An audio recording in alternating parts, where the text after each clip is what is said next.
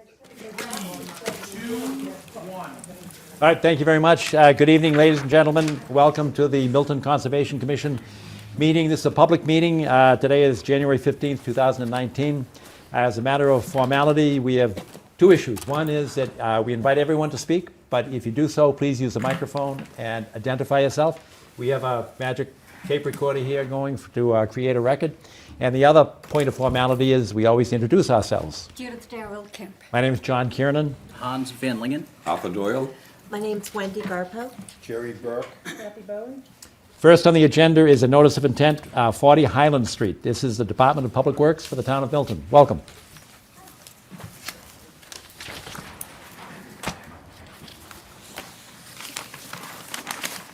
Commissioners, also joining us is Taylor Walter from the Neponset River Watershed Association. All right, good. Hi there. Welcome, Taylor. Thank you. I'm new to the Neponset River Watershed Association. I'm the new water resources engineer.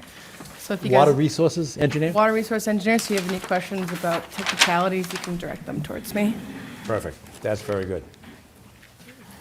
We know what you're going to talk about, but the public doesn't, so can you introduce yourself and then tell us why you're here? Yep. So I'm Chris Trudell. I'm the civil engineer with the town of Milton. We're here today to present it's a two bioretention cells to be sited on the police station parking lot to help treat the water runoff there. Currently, no stormwater controls exist on the parking lot, so most of the water runs untreated into the stream, which abuts the northern, or runs along the northern edge of the parking lot. This is part of a grant project that the town received a grant for. So, with the approval of the Conservation Commission, we would basically be looking to, one of the basins is completely out of any jurisdictional area, but the other would be sitting inside a 25-foot buffer zone. And again, we do feel that the water quality improvements that we would get from the overall site would outweigh having it be built within the buffer zone there. And for the benefit of the people that are watching this on television, could you just go up and show where the police station is and then where the two bioretention areas are?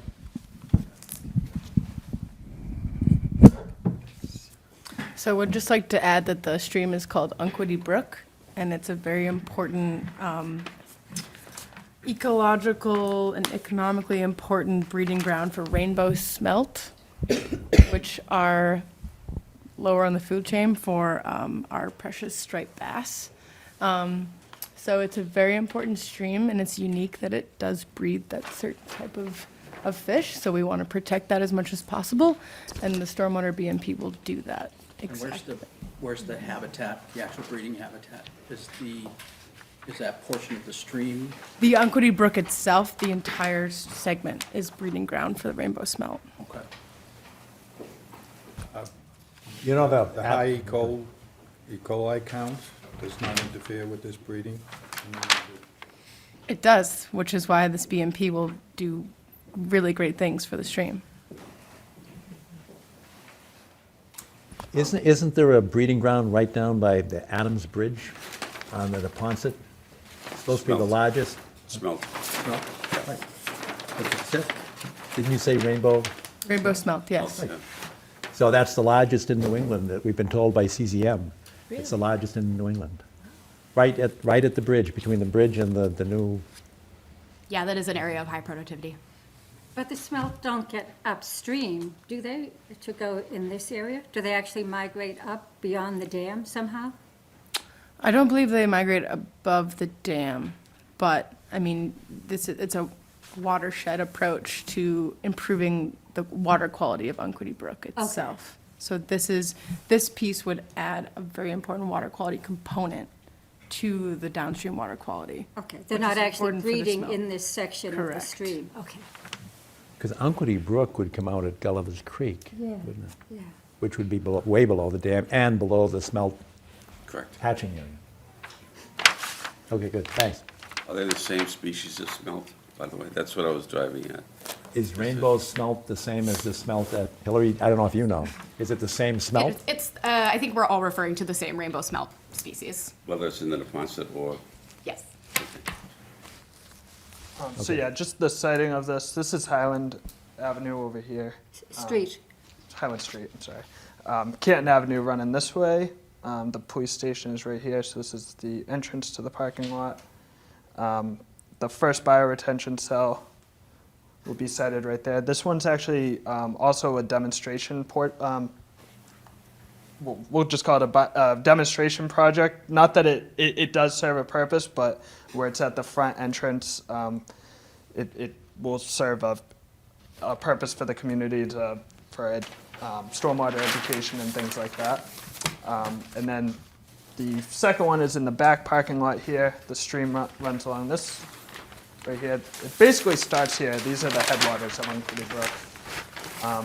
So right now, everything kind of sheets across, all the stormwater sheets across and enters the brook around here. We're proposing to install a Cape Cod berm all along this side of the parking lot to ensure that no runoff gets into the stream. Everything will run right into this basin with the goal of it infiltrating back into the ground. We do have an overflow device there in case. Basically, a 100-year storm is about the capacity of the basin. So at that point, it would overflow. It would still get some quality treatment, but it would then overflow back into the stream. And what can you tell us and the public about the kennels and the potential contribution to the E. coli count? Yeah, so right here, on the parking lot side of where the basin's proposed to go, there's 3 sheds and a kennel. It's a dog kennel, which I think at one point dogs were housed there, but as far as we know, the police station, it's just a temporary holding spot for a kennel that could be brought to whatever officer has a canine at the time. So as far as we know, nobody's really using the kennels there. But that being said, as part of this project, we will work with the police just on general housekeeping. There's also dumpsters right here near where all the runoff discharges into the stream. So we'd be looking to hopefully get those moved as well as part of the project. And just overall better housekeeping process. So if assuming there are dogs, we would try to work with them to clean up their pet waste. And Can you put that into the O&M plan? no, not necessarily, because it's not really. It's the O&M would specifically look at the maintenance of each cell. But it would just go. It would be part of just our kind of talks, and we, as a department, we are trying to get all the other departments to practice good stormwater. Based on our Housekeeping. based on our permitted activities under the current stormwater management permit issued by EPA and Mass DEP, we are expected to implement housekeeping practices like that one. So there is a section in our general O&M manual for stormwater management structure good housekeeping, and we can definitely sit it there and say, dumpsters shouldn't be sited near BMPs. Dog kennels, even if they're not in use. I think some of you saw it on our site walk a couple of weeks ago, but you can see in the kennel there's some vegetation growing there. The kennel lives there. No dogs live there. So is the O&M plan included as part of this permit application, or? So there's a singular O&M plan for these structures, and then there's additionally a municipal infrastructure O&M plan required. Is that something we're going to receive? I can bring it to you. I We didn't. would need to have it for the For the application. file. We could also put it into our order of conditions. Yes. And could it's put our also own. a requirement of the grant project as well. They're looking, so we are definitely working on that and would. so my question, Hillary, is how is this going to be enforced? So that's a matter of good housekeeping on the part of Consolidated Facilities, DPW, the police department, and myself as the environmental coordinator, just making sure that that is the type of good housekeeping work that we continue to do as we work through this new permit. So that plan's already written. Okay. I can I can add a section for this like I would any additionally constructed BMP. And then from there, every year, we certify that the maintenance records we keep for each of these structures is accurate. And that's certified by the Director of Public Works. Thank you. So, in reading through the notice of intent application, I noticed that you left question 6 blank, which is whether the project is subject to provisions of stormwater management standards. Is that an error, or does the project apply or not? I don't think it applies because we're not, it's really just, it's considered a maintenance project. Have you looked at the management standards? And so the reason I ask is because, you know, the contaminants of concern that you're addressing, there are certain calculations associated with that that'll estimate the amount of removal and that the effectiveness of the BMP. selected BMPs. So I'm just wondering if you have, you know. We do have those calculations, not as part of the stormwater management plan, but. Would you be able to compare them to at least, you know, there are specific questions in the stormwater management standards that do address this aspect. You know, is that something that you'd be able to at least, you know, Put them up to it try to and- show how it? Absolutely. Yeah, Okay. they were developed along that process. We Sure. just didn't submit it with the. Sure. NOI. Sure, But- no, I understand this is an application that's already been filed, you've already designed, you know, just to confirm that it does, and I don't doubt whether it meets the standards or not, but, you know, to at least demonstrate, you know, for the application purpose. Definitely. And can I ask you another question? And the public should know that we did have an opportunity to look at the lines, and we approved the lines. But following, I guess it's Section D, additional information. In terms of setting those lines, do we have attached the documentation and the methodology that was used to delineate the wetlands? I do have that. So they were. But it's not here. It's not with it, okay. So we did have them, Steve Ivas, the town's conservation agent, did it, and he did with that, create a report. So we could get. We need deliver that to you. report for the file, because it says it's here. Okay, it does, we do have it, it's just omitted by accident, I guess. Okay, so if you could add that to the file as well. I don't remember, at the sidewalk, did we discuss the intermittent stream designation? It was going to be versus- removed. It is, Because okay. apropos of, I think, everyone's concern here, because it's the headwaters, we do not want, in fact, we will not declare that an intermittent stream. Right, so, the actual, these were the plans that were submitted to, DEP, but the actual, project plans, we will omit the intermittent. All right, because what we approve will not say intermittent, Okay, all right? Because that has a binding effect on us, and nobody's demonstrated that it's intermittent. So in the absence of that proof. To we clarify, won't say- that's under the bylaw, Yes, not under the state. Correct. right. All right, so you'll make, is it still there? So you'll remove that from the plan that we approved?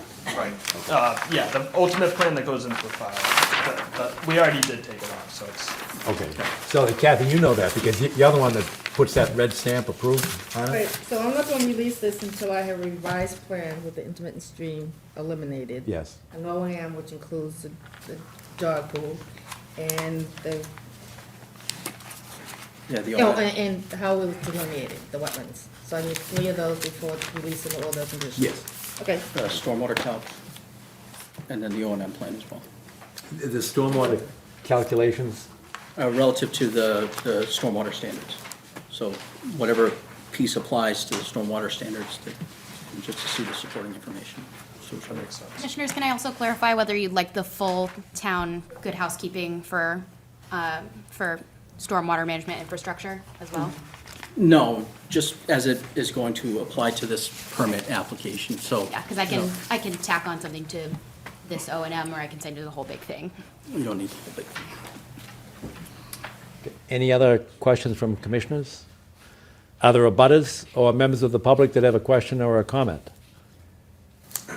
Hearing none, is there a consensus? I think there is one to approve. Well, it's a great plan. I think we said that before. And we applaud you for the work that you've done on it. It's new, it's innovative, it's sort of what we want to do in town. The plants you're putting in are terrific. They're just what we look for. So let's hope they all take and we'll see how it goes. Thank you. All right. Is that a motion? It is. That motion has conditions on it, and then we've recited them. Kathy just recited them, the additions to the plan, removal of the intermittent stream, the stormwater calculations, and the O&M plan. And with that, is there a second? Any discussion? All in favor? Done. You're good to go. Thank you very much. That's a related question. Chris, what's the plan of the department of the town to be doing more of this? Because incrementally, as you do more, it builds in terms of eligibilities for future grants and so on down the line. So how do you see that scoping out in the future? So Hillary could probably answer this better than me.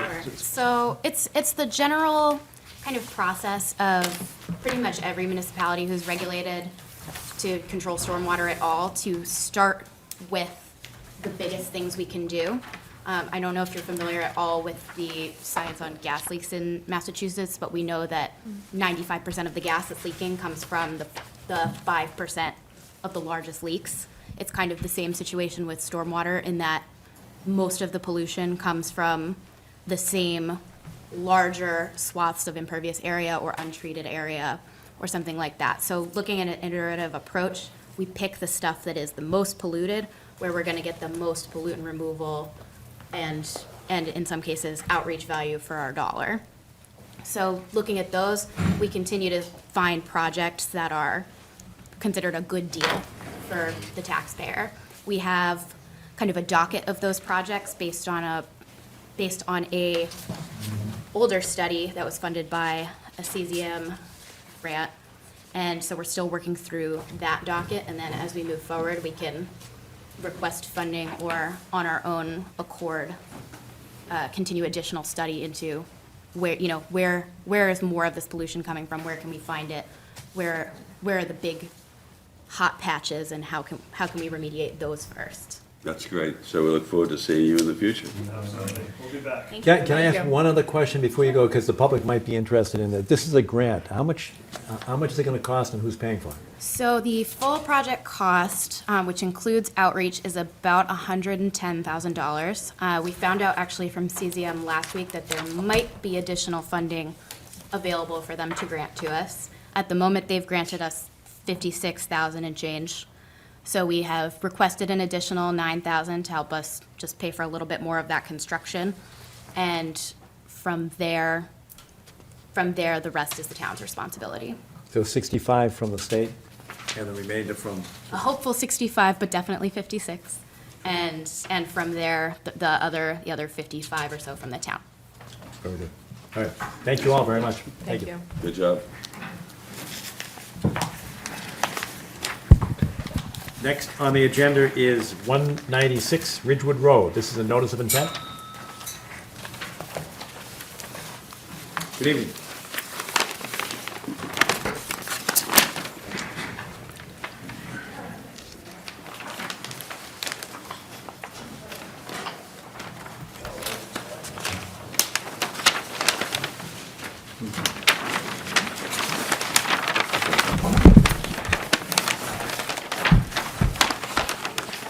Hey, welcome. Good evening. It's been a while. Jim Burke with DeSalle Burke Sala, offices in Quincy. I'm a registered civil engineer, and I'm representing tonight Sam and Danielle Dunn, who live at 196 Ridgewood Road. It's right off of Randolph Ave, abuts the Blue Hills Reservation. Second to last house on the left. Nice little spot. It's a 27,000 square foot parcel, subdivided into the 60s. The topo for the lot ranges, it's, side of Blue Hills, so it goes from 190 to about 170 feet across the lot. Soils are a wood bridge, not the greatest. It's a tight till, classified C and D, so you're not getting a lot of permeability out there. The house itself is kind of a walkout. They have a, in the back, where is it? So the lot, there we go.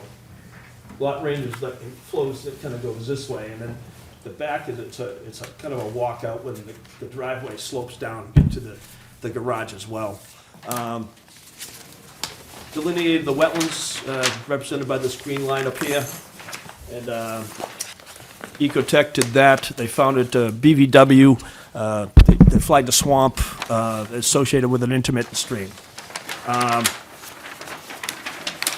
So what we're proposing is a 20 by 40 pool in this area, in the 100-foot buffer. You've got, the red line represents the erosion control. And you're looking at a fenced-in area of about 2,500 square feet surrounding that blue area. There's also, they're gonna put there's a play area right behind the garage, and they're gonna kind of increase the size of that, put another fence in associated with that as well. Elevation change? There is an elevation change. There is a retaining wall that wraps on the up gradient side of the lot. The south. That right-hand side as you look at the On the chart? right-hand side, right here, it goes right up the corner and comes around like that. And then the wall itself gets to be about 5 feet high. You're gonna take that fill, kind of push it off to the slope, put the 20 by 40 excavation in there.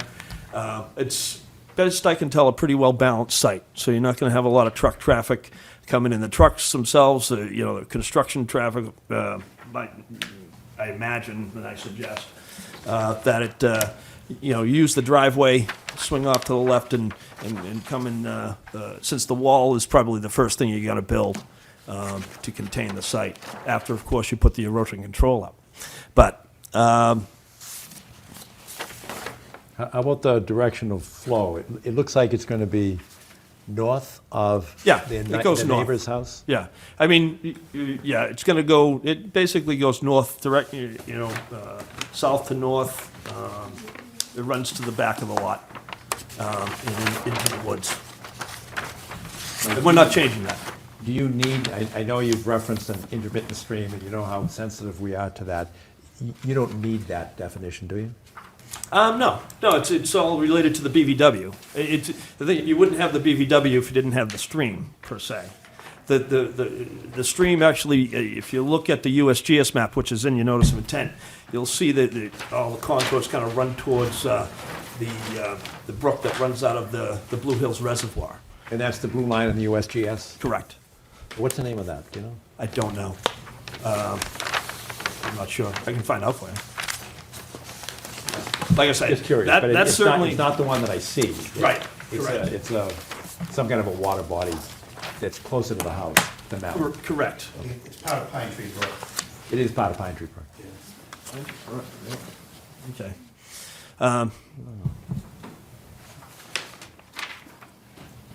So we're looking at, just to give you an idea of the area that's going to be disturbed, I calculated out to be 4,590 square feet of buffer disturbance. I'm sorry, 44? 4,590.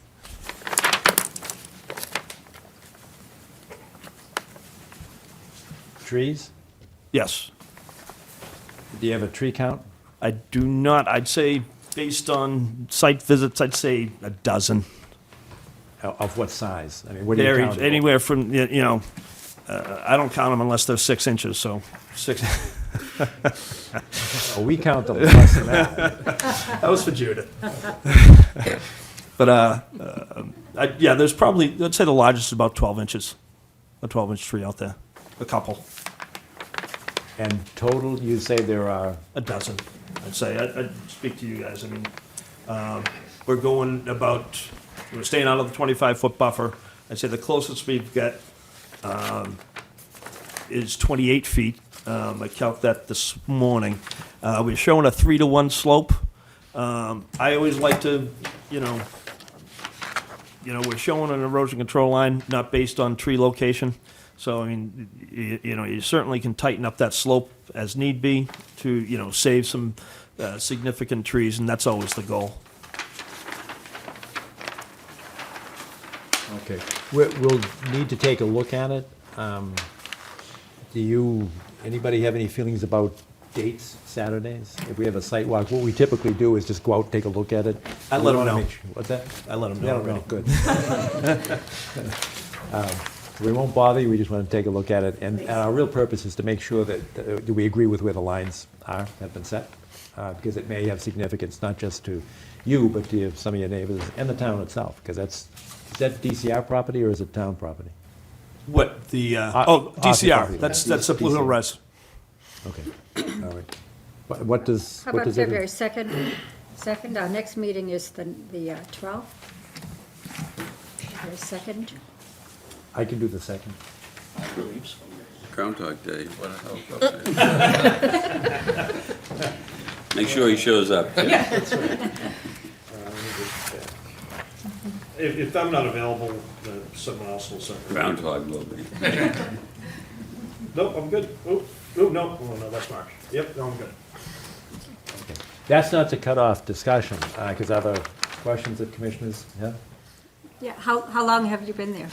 We've been there for almost 3 years. It was my aunt's home for 30 years, so I know it very well, growing up in Milton. But we've owned it for just about 3 years. And how old are your kids? 9 and 5. Ella and Sam. A lot of times when we come out, if Jim says 12 trees, a lot of times we'll come out and, kind of, we can tweak it a little bit, and maybe only 5 trees or 6 trees, there's often some other options. Not that he doesn't have a great creative mind, but, there can be different ways of looking at it. so. Definitely, and there's a range as far as size. There are some mature trees, there are definitely some little saplings, and there's some that are dead, honestly, and just Right. stumps out there too, so. I can have the limit of work staked for you, so we can identify, and at that point, we can put the trees right on there, as which ones we can push and pull. With the patio, the pool itself, the apron patio, what's the total of impervious Total surface? impervious. I'm including the water of the pool as impervious. Yeah, the patio and the pool are under 2,500 square feet. Anyway. Like I say, I'm not too sure. You can certainly give the patio a 1% slope towards the pool. I don't think the runoff is not gonna make a significant impact on this particular property. You have C&D soils, the runoff's gonna occur. But are you concentrating the runoff? No. Because we're just concerned with erosion? Like I say, we're gonna vegetate the slope and once you get up, you'll see once you get out there, the lawn itself, it's hard pan, it's even hard for the lawn to grow. But, once you've got, the landscapers in there and, I've seen some of the stuff that these guys wanna do, so, I think it's gonna actually, ultimately, I didn't run any calcs or anything like that, but, I mean, once you've lawned that up more so, I'm not gonna say there's gonna be a reduction, but if you take the patio and shed it towards the pool, yeah, certainly, you can take that right out, because you're gonna have a 6-inch reveal of stormwater that, that's gonna be contained, so you're You taking. mean contain it in the pool? Yeah, right, so you get 2,500 square feet already taken out of the lot, so theoretically, you could reduce the amount of runoff coming off this lot, but I can't say that right now. All right, what about the pool filtration system? What do you have in mind? We're thinking carbon is what we've heard and talked about, but I think it's definitely something that we, plan on looking into. Part of the reason we'd love to move there is because of being backed up into the Blue Hills, and, we want to, maintain that and be as, safe in the environment as we can, so. Well, one of the issues that we see quite often is that people have like a discharge system and they're dumping chlorine into the wetlands. And you're pretty close, so if you could come up with a sealed system. Yeah. And most of the cartridge systems are sealed, Yeah. so you're not discharging anything. Absolutely, yeah, no, and that, I think what we plan on doing is definitely looking into those things. I think it was also salt water and not chlorine is our plan. So hopefully that will help too, but, yeah. Well, typically, though, we'd want to see those specs to approve them as part of the Okay, notice of alright. intent, because we don't want to approve a pool sort of generically, Yeah. and then have you change your mind and be Got it, discharging yeah. chlorine. I think, then I think it's going back to, I mean, we have from the pool company saying that it's not chlorine, but I think going back to the pool company and getting in there, the kind of filtration system that we're gonna have Okay. and things like that, absolutely. All right, and it's the discharge component of it Okay. that we're looking at, because when you backwash Backwash, many right, systems, yeah. that's a problem, Okay, when you're that close to the wetlands. got it. All right, so, Jim, just one other thing. In your submission, this page, the topographic map, Yes, it's 1985. that's from, Why is that? They redo maps very often. well, you know, And because half the streets in Milton aren't on this map. Correct. they don't do the USGS maps. Yeah, they're not updated anymore. There's another one in there. That one was from Ecotech, and we did one, but they don't update them. The USGS is, 32 years? yeah, 38? that's actually pretty new. I don't think so. Two questions, the proposed shed in the back of the pool, that include any pumping equipment? Yes. Okay, Because everything's through GIS. so it's shed, pump house, and remind me the patio composition, is that gonna be cement all the way around, or is it gonna be blocked with water drainage between the bricks or blocks? I think. What he's asking is, are pervious pavers being Right. considered? Yeah, the options are countless. So just take that under Yeah, no, consideration and come absolutely. back to us with it, because Definitely. you can tell we lean more in one direction than another by And- virtue of the question. Without a doubt. Great, thank you. and the other thing on that pump shed, sometimes your neighbors have an interest in the noise of the pump, and there are baffles that the pump company will sell you that reduce the noise, because you want to make sure that the decibel level is, it's not going to come on all day long. Right, right. But you also want to make sure that it's neighbor-friendly. Definitely. Someone give you a call, John? Yeah, they're mine. So that's something that, and you can get the specs, the pool company will give it to you, and typically we ask for those specs, so that we have, some level of confidence that the shed that you're putting the, whatever it is, the pump, the filter system, the generator, is not gonna create a noise issue. Right. And I don't know how fast you're planning on putting this in, but if, you've got some time to collect this data, because we won't be out there until February 2nd. So our whole idea is if the plan is approvable, then we're not trying to slow you down, we're trying to. No, absolutely. Trying to help you do it right. Great.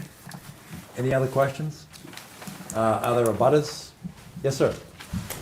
If you could use a mic and identify yourselves. I'm Jay Thuralt. This is my mother, Evelyn. My mother and father were the original owners of the house and builders of the house at 204 Ridgewood Road, which is basically uphill of this pool. And we don't have any issues with them putting in a pool. We have a pool ourselves. There's multiple pools on the street. There is, some wetlands back there, as you know. All the other lots, except for ours and theirs, have been cleared back to the stone wall. So ours are basically the last two lots that haven't been cleared back. I don't see a stone wall. It's the rear property line. Yeah. Oh, okay. Yeah, it's the rear property line, basically. I don't have a label. It's- All right. As far as trees go, there is a set of 3 trees, which I've already talked to them about, that I'd like to keep because it gives shade to my yard, and they seem to be amenable to keeping those 3 trees on the property line. Oh, that's great. Yeah, Are you available on February 2nd? Yes. Beautiful, because we'll be out there at 8 o'clock or thereabouts, so. And as far as the brook goes, I believe it's part of Pine Tree Brook. And when they put the Algonquin pipeline in years ago, I think they diverted part of the Pine Tree Brook, and I think this is just kind of like a little like overflow stream, intermittent stream that is occasionally still there. So it does go up to the, up to the main reservoir in the Blue Hills. Yeah, I'm trying to imagine, because Pine Tree Brook headwaters, I thought, are off a hillside I thought so stream. too, yeah. But there are some, they take It some goes- odd turns. There's branches all Go over. into it, yeah. And if you go up to the reservoir in the Blue Hills, you'll see on the, like a Google Maps, you'll see it's labeled Pine Tree Brook, which is the main line coming out of that reservoir. You know where that goes? That goes into the golf course. Yes, Yeah, right, it does. so I think it originally went behind our houses, that stream, but I think it's since been diverted when they put they did something with it when they put the Algonquin pipeline in. Yeah, you look there, yeah. Okay, thank you. All right. So you're okay with the plan? The only other concern is I do have a fence, and I noticed they put a wall, and there's no distance from the fence to the wall. So I want to make sure, my fence isn't undermined or disturbed.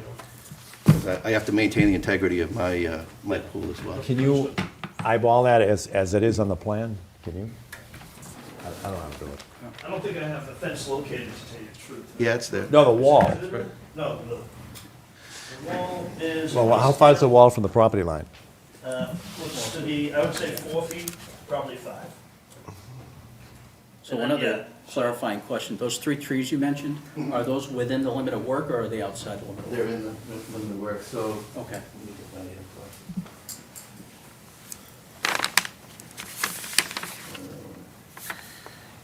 So it shows the wooden stockade fence in it. Yep. And this fence is not actually on the property line. There's like 6 inches between my fence and the property line. Okay. And the trees are at the end of the wooden fence back in here. There's 3 trees Okay. in this corner. Okay. And like I said, I don't know. You think you can save those trees? Yeah, I Yeah. mean, we, Yeah. I mean, we had you talked know, about it, Jay, Yeah. and they actually provide lots of shade for our backyard too, so we'd like to keep them as well. Yeah, I mean, you could take a little bit of radius out of this and slide this over another 2 feet. There's plenty of them. Okay. Yep. But otherwise, we have no other opposition, but I'll be there if you want me to. And my mother, and actually, the only reason why those 2 properties were not cleared, when the rest of the properties were cleared, is my father didn't want to maintain any more grass, so he stopped them. You didn't want to mow the grass. So that's why it was never cleared back to the stone wall, if you want to know the truth. All right. Any other questions from any commissioners? Are there any other, and I don't mean to cut you off, I'm just seeing if there are any other comments or questions from abutters or members of the public. Hearing none, and with your assent, we'll continue this until February 2nd. That's a public meeting, so we should be able to vote at the meeting. Any particular time yet or no? What's that? Any particular time? 8? Oh, wait, I missed that time. 8 AM, we'll start there. Sometimes we kind of reorganize the site visits. I don't know if we've got any other ones, but we try to make it so that we can go in sort of one direction throughout the town rather than bouncing back and forth. Yeah. So it's at least tentatively at 8 o'clock, but it will be on the town website. And so you can see it. I'll coordinate with Kath. Perfect. All right, good. Thank you very much. Thank you. Thank you. So you're gonna do a site visit and then February 2nd is a vote? The site visit is February 2nd. Yeah, it's a public meeting, so it can be voted on then.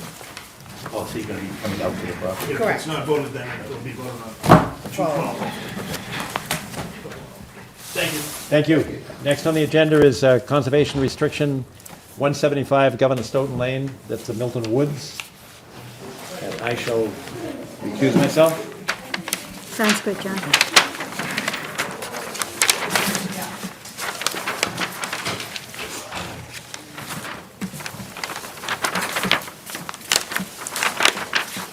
Welcome again. Why don't you have a seat and identify yourself? My name's Mark Bastriani, I'm here representing Clean Homes of New England. And I know we have before us, it's called a conservation restriction that controls, it's poultry being, excuse me, the grantor, and the town of Milton is the grantee of this conservation restriction. Specifically, the Conservation Commission would be holding the easement itself. I'm not really sure why it's not called a conservation easement. Do you know offhand? Honestly, Judith, I don't. I know that the form that has been used to start is the state standard conservation restriction form that we start with, and then we customize it for certain projects. So I see. I'm sure that the form is called a conservation restriction at the state level. That's the EOEEA form. And as this controls exactly what can be, what activities, what restrictions are on the property, this is a cluster development, just to remind people. And I think it's only, Arthur, tell me if I'm mistaken, is this, I think, the second one that we've looked at in terms of cluster development, or Dan, do you remember? There's the one on Highland Street, the Burks. Yes. And there are several more coming up. The Correct. Carberry Estate will be one. The Hillside will be Hillside, too. cluster as well, that's off of Ford Ranch Road. So I think on a whole, we want to be consistent in how we approach this, so that's why we're going to be extremely careful. I had a couple of questions in here, specifically on page 2. In terms of the public benefit, it's in number 3, that the land abuts the Blue Hills Reservation. And in fact, it does. It actually does abut the reservation. I actually wanted to show the rest of the commissioners in terms of our property and the Blue Hills itself. I don't know if people are aware of how much the Blue Hills Reservation, it actually goes up all the way along Unquity. That's all actually part of the reservation itself. Yeah, a lot of people don't realize that. It actually goes all the way up to the skating rink, all the way up to Canton Ave, so that's all the reservation. And of course, Town Farm is actually, it not only abuts it, these 2 parcels that are going to be in open space, parcel 1 and, is it 3 or trying to be, 1 and... Parcel 1 and parcel 2 are under the conservation 1 and restriction. 2. And they're actually contiguous to the reservation. They're not separated at all. In fact, you had to get a permit, didn't you, to come in? We did, conservation, an access permit from DCR, Department of Conservation and Recreation. Okay. We work with them for our access drive off of Unquity Road. And what the conservation easement is specifying actually begins with the special permit, and that's what I think we just got tonight. I'm sorry it was so late. I asked Kathy to print it, but this is when the property was sold, and through negotiations, quite elaborate negotiations, the trustees, which were the town selectmen at that time, they went through a long process, and this permit specifies, again, the anticipated use and the functions and the constraints on the property. So I'm not sure people have had enough time to look at what the permit is specifying, because the language of this then controls much of how we interpret this. Specifically, again, going back to page 2, there are the 2 areas that will be, in fact, an open space. One is 5.6 acres, the other is 8. In this section, it abuts the reservation, and that's a benefit. But who is allowed on those 2 sections is the question. And in the special town permit, it says it will be open to certain people, but it doesn't specify. And here, Reference Judy. Designated members of the Page. public, page 6 That's page 6 of the special permit. of the special permit itself. Access to open land paragraph. Exactly. Thank you. Okay. And those are those two parcels as you first come into the property, one on the left-hand side and the other on the right. So you can see on page 6,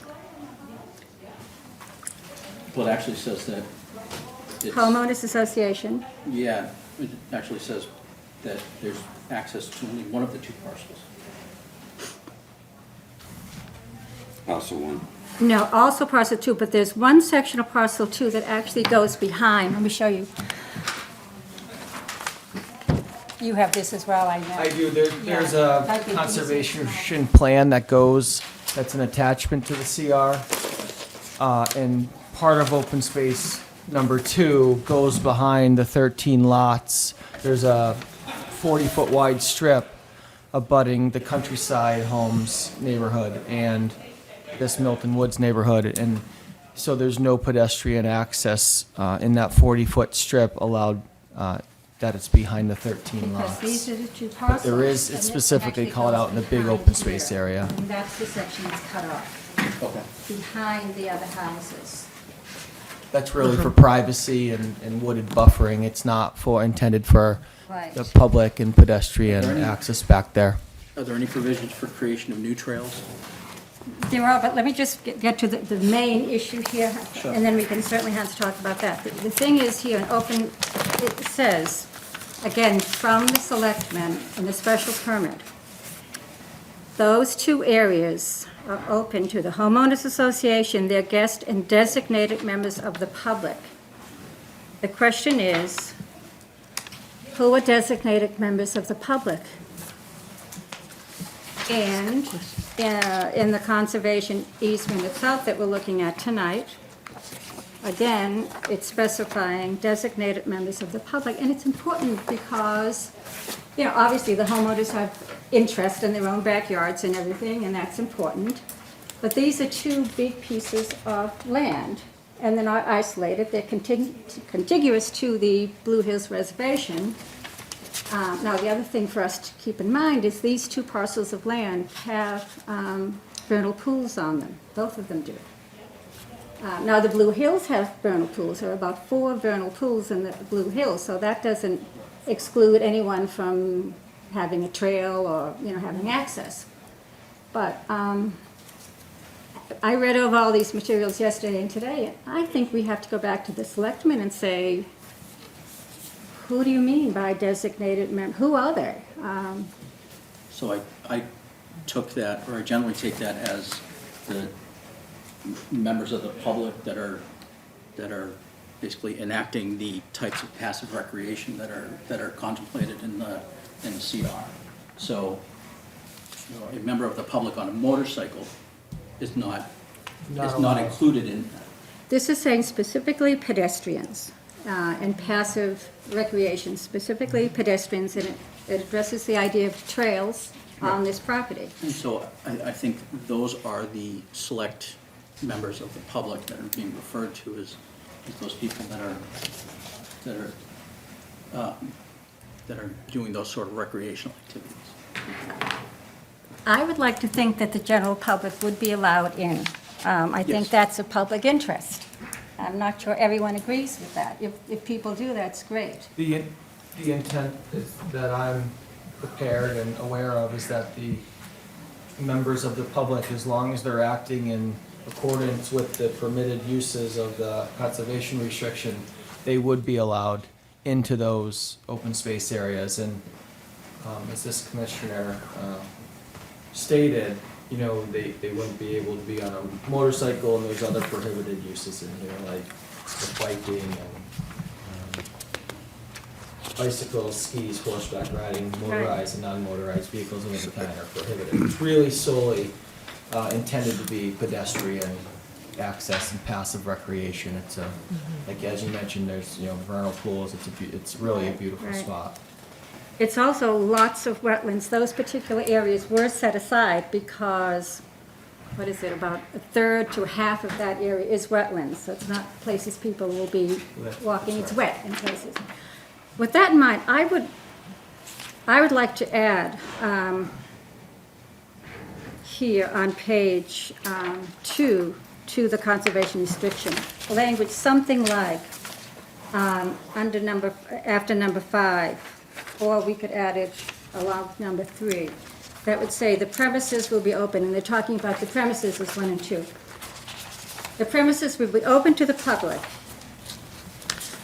and access will be allowed only on trails and only for passive activities,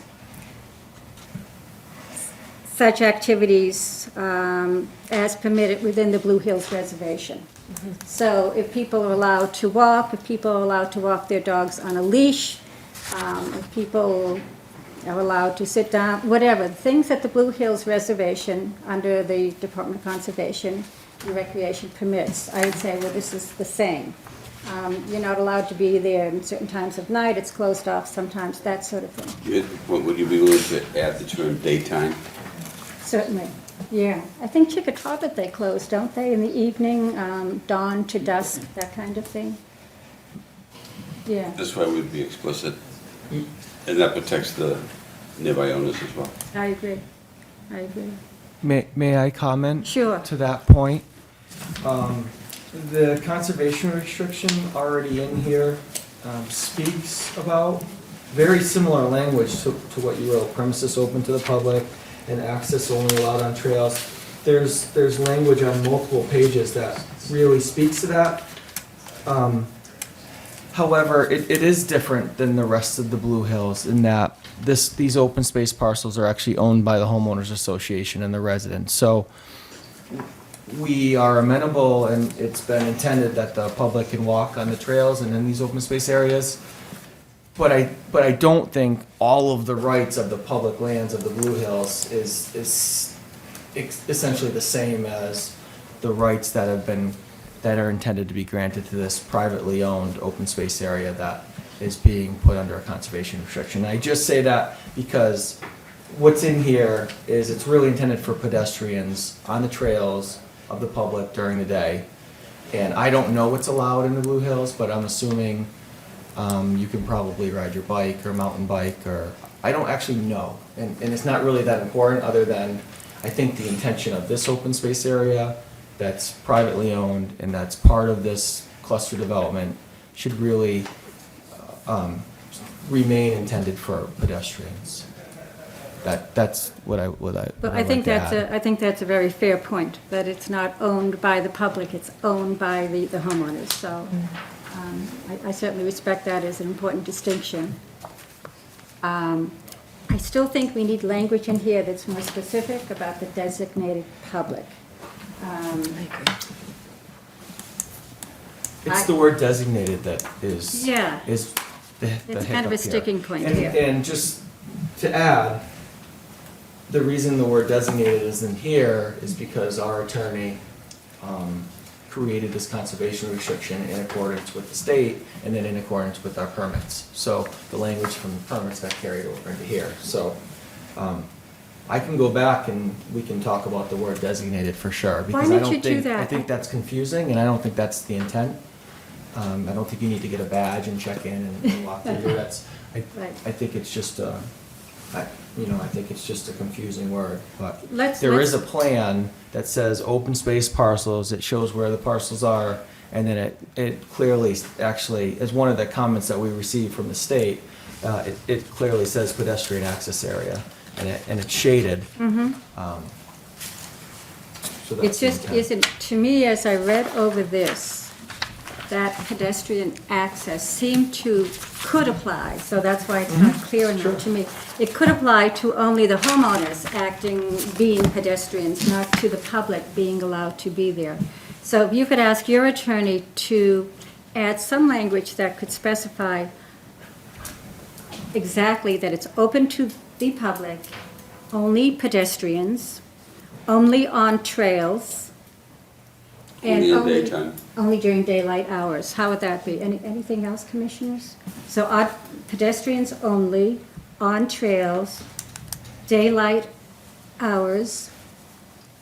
Those provisions and the removal of the word designated might do it.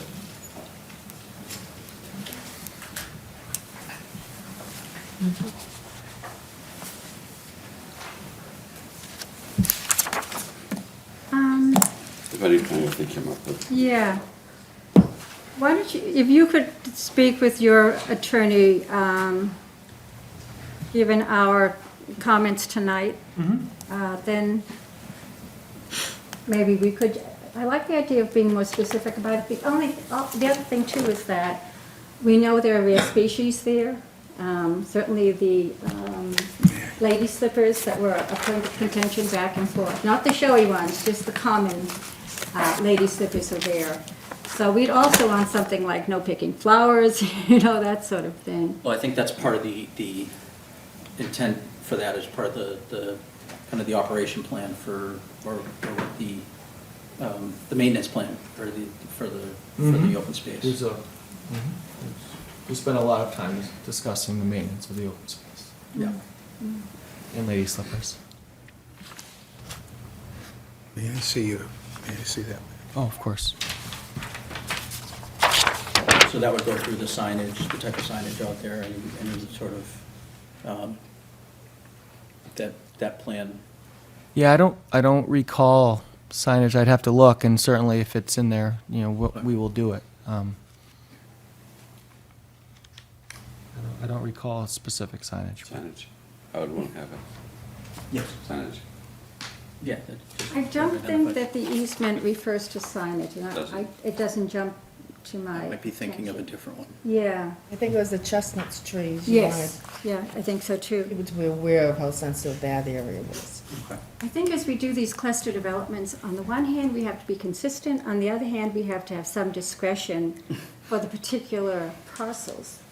For instance, the one on Hillside Street that's been in existence since the Forbes, since 1983.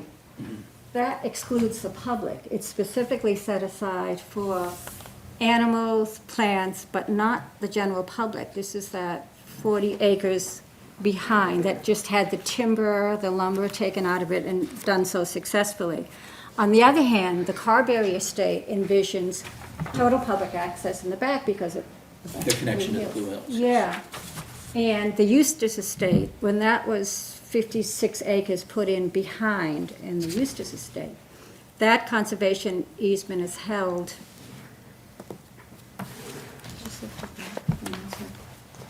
But the Nature Conservancy. So that was in 1978, and that permits members of the public into.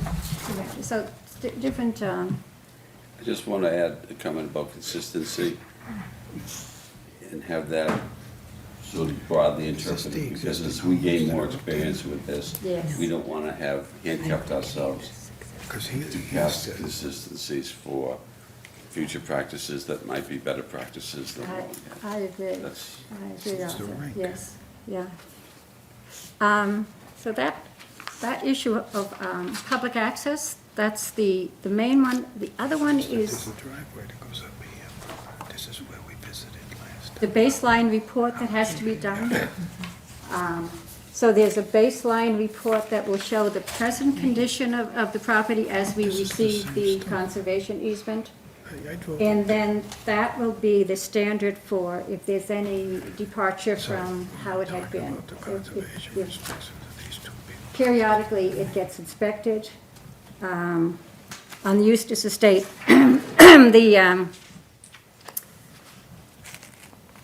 that property gets inspected every 3 years to make sure there's no deviation from what is only permitted by the conservation restrictions. That is, no buildings, nothing is torn down, nothing is added, that sort of thing.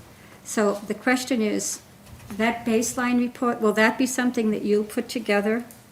The present condition of those two open space Of the open space parcels. parcels?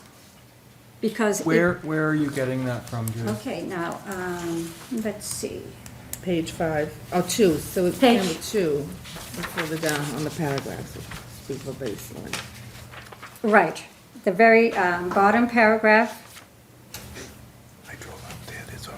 these and other conservation values of the premises, which are these two open space parcels, as well as its current uses and state of improvement are described in a baseline documentation report, the baseline report, prepared by grantee with the. Are you looking at the CR? Yeah, yeah, The restrictions. Page 2. Restrictions. Are you on the the same very one? Are bottom you on- paragraph. Correct. No, I'm on the conservation restriction.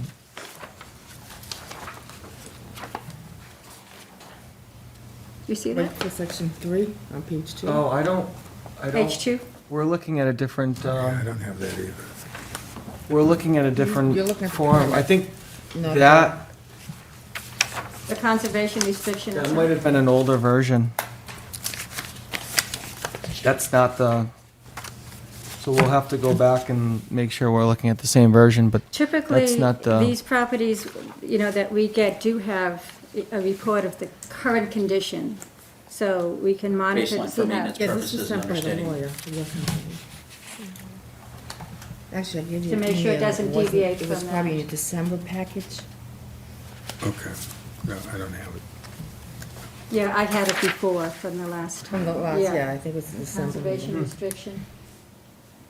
Okay, I'll have to go back and see where this version came from. I know there's a number of comments that came from the state that we went back and forth on. Yeah, I think that's one of the comments.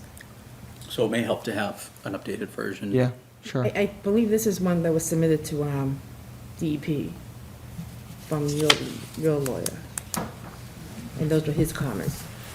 Do you want to send me your email and I can email it to you? What's that? I can email Judith. it to you tomorrow.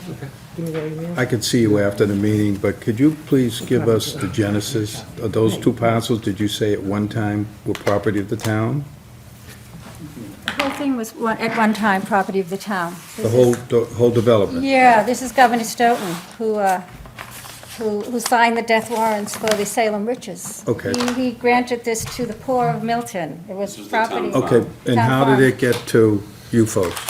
We purchased it from the town. Okay, all right, and they're subject to the conservation restrictions of these two parcels? The cluster development in Milton requires land be set aside. Okay, any cluster development? Right. Okay, not Part of because the it was zoning. related to the Governor Stoughton, all right, No, it was part of the zoning. okay. Thank you. But I think those are the two issues that need to be discussed some further. So I'm clear on the access, and then. The I need baseline to get- report. I need to coordinate with our attorney and make sure we have the latest form and figure out Yeah. why I have a different one. Okay. And then I'll be able to better answer the baseline question that you had. Typically, Hold on. Packets of few of them. Those are the questions that were asked. Okay, continue. Which questions were those? Those were the DEP land trustees. typically it's a report that has the maps and photographs. The whole chain. Yeah. They're just fine. I'm sure you have all that material. It's just a matter of putting it together, and then Okay, we're on Steve the same page. Ibis could probably coordinate too, and And I Make believe sure. John Flynn is involved with it too. Yes. He's the one that asked me to put it on the agenda tonight. Good, John is definitely okay. involved. yeah. I saw it has to be approved before the last 10 houses are built, so we've got a little bit of time. We have time. Yeah. But certainly, we want to proceed and conclude and get it all done, so. Yeah, so I think it's a single deliverable, the CR, the plan showing the parcels, everything consolidated to, as opposed to just the CR language itself, I think would be more appropriate as, to try to get us to close it out. Can you say that again? So the baseline, Yep, sure. the plan of the land, the consolidated package. I got you. Of the CR. Absolutely. I think it would make it easier to close it out. I understand. And I think the language just more specific as to who's being talked about with public access. So there's no That's question important. about it. It is. It is. Commissioners have any other comments or concerns? We can talk some more about the history of town farm, Governstone, all of that. It used to be like a woodlot mostly. What they Yeah. did is they cut down trees and sold the lumber for the poor of Milton. Are there any abutters or members of the public who'd like to Thank you. speak to this? Yeah, hearing none. Do you need another month, or do you want 2 months to come back? What would Oh, work no, for you? just the next meeting would be Next meeting, fine. okay. So shall we put this on for February, I 12th. think it's the 12th, February 12th?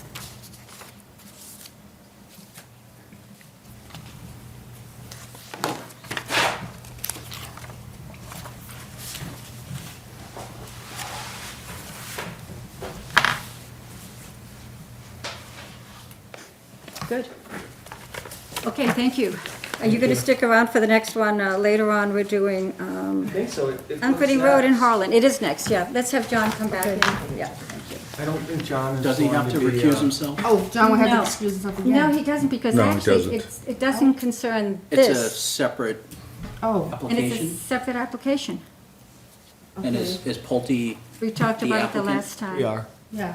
oh, so So he would- he may still have to, but I would ask him Ask him just. again, did the last time I sidewalk. was here. Oh, did he? Okay. sorry? On the sidewalk, he, But that's okay. Law firm. okay. I mean, honestly, I know we had a big, long Right. presentation, and last That time, and project. you had your sidewalk, so hopefully, And, we'll answer any questions if you have some. See if he wants to come back in.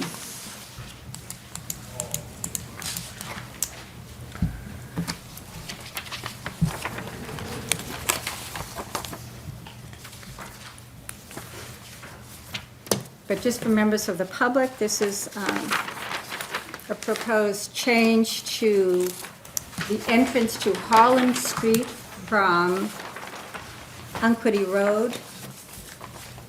So it's actually about, what, half a mile maybe down Unquity Road? Yeah, maybe a quarter of a mile, I Mile don't, down. it's 1,000 feet, you know. Do you have a map with you to show? You know, I honestly, I don't, we had it all last time, and, Right, and, right.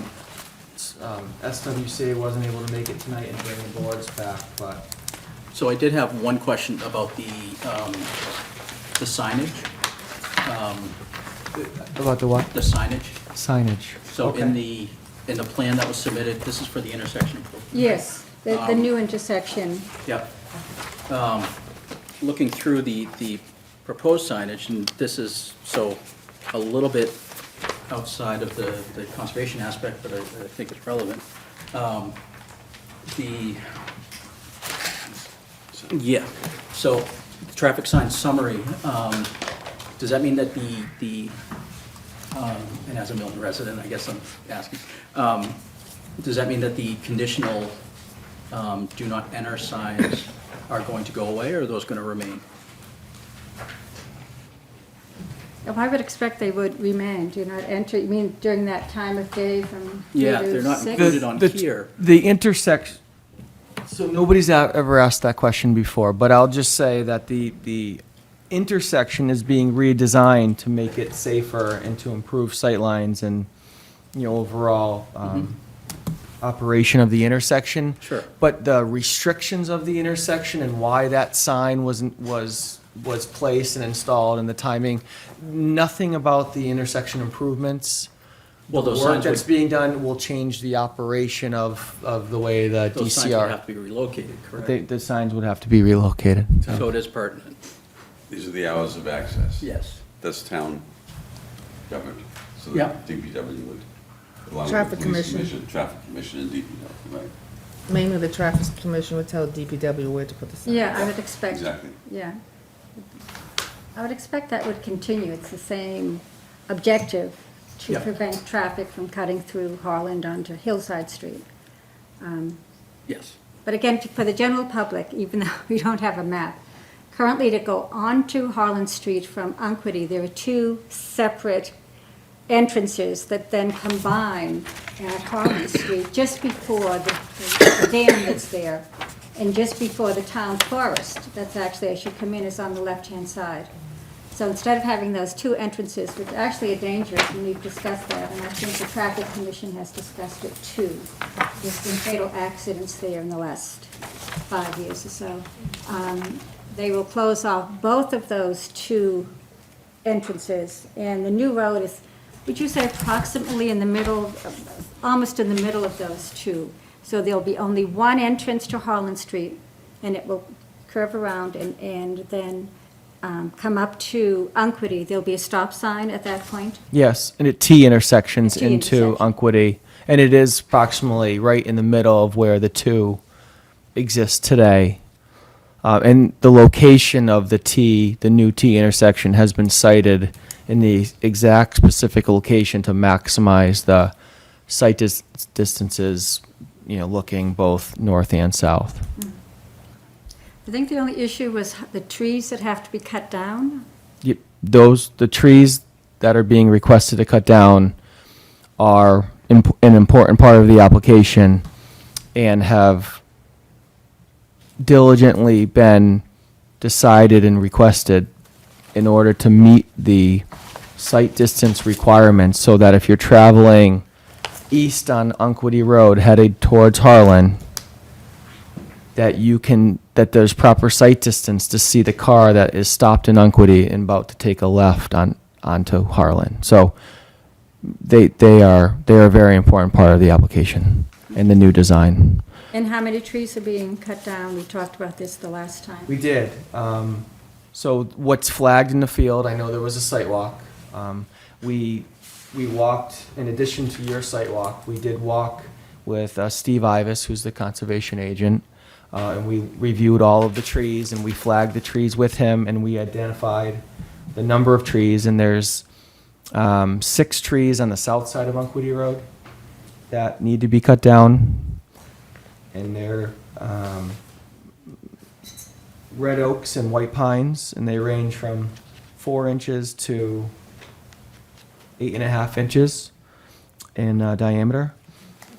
And on the north side of Unquity Road, up on Harlan, on the other side, there's 3 trees, 2 red oaks, and then there's a tree of heaven, which Steve and Meredith, who's our consultant, they identified that as invasive, so they didn't think that was of concern. But so there's 2 more. So I guess in our count, there would be 8 total trees.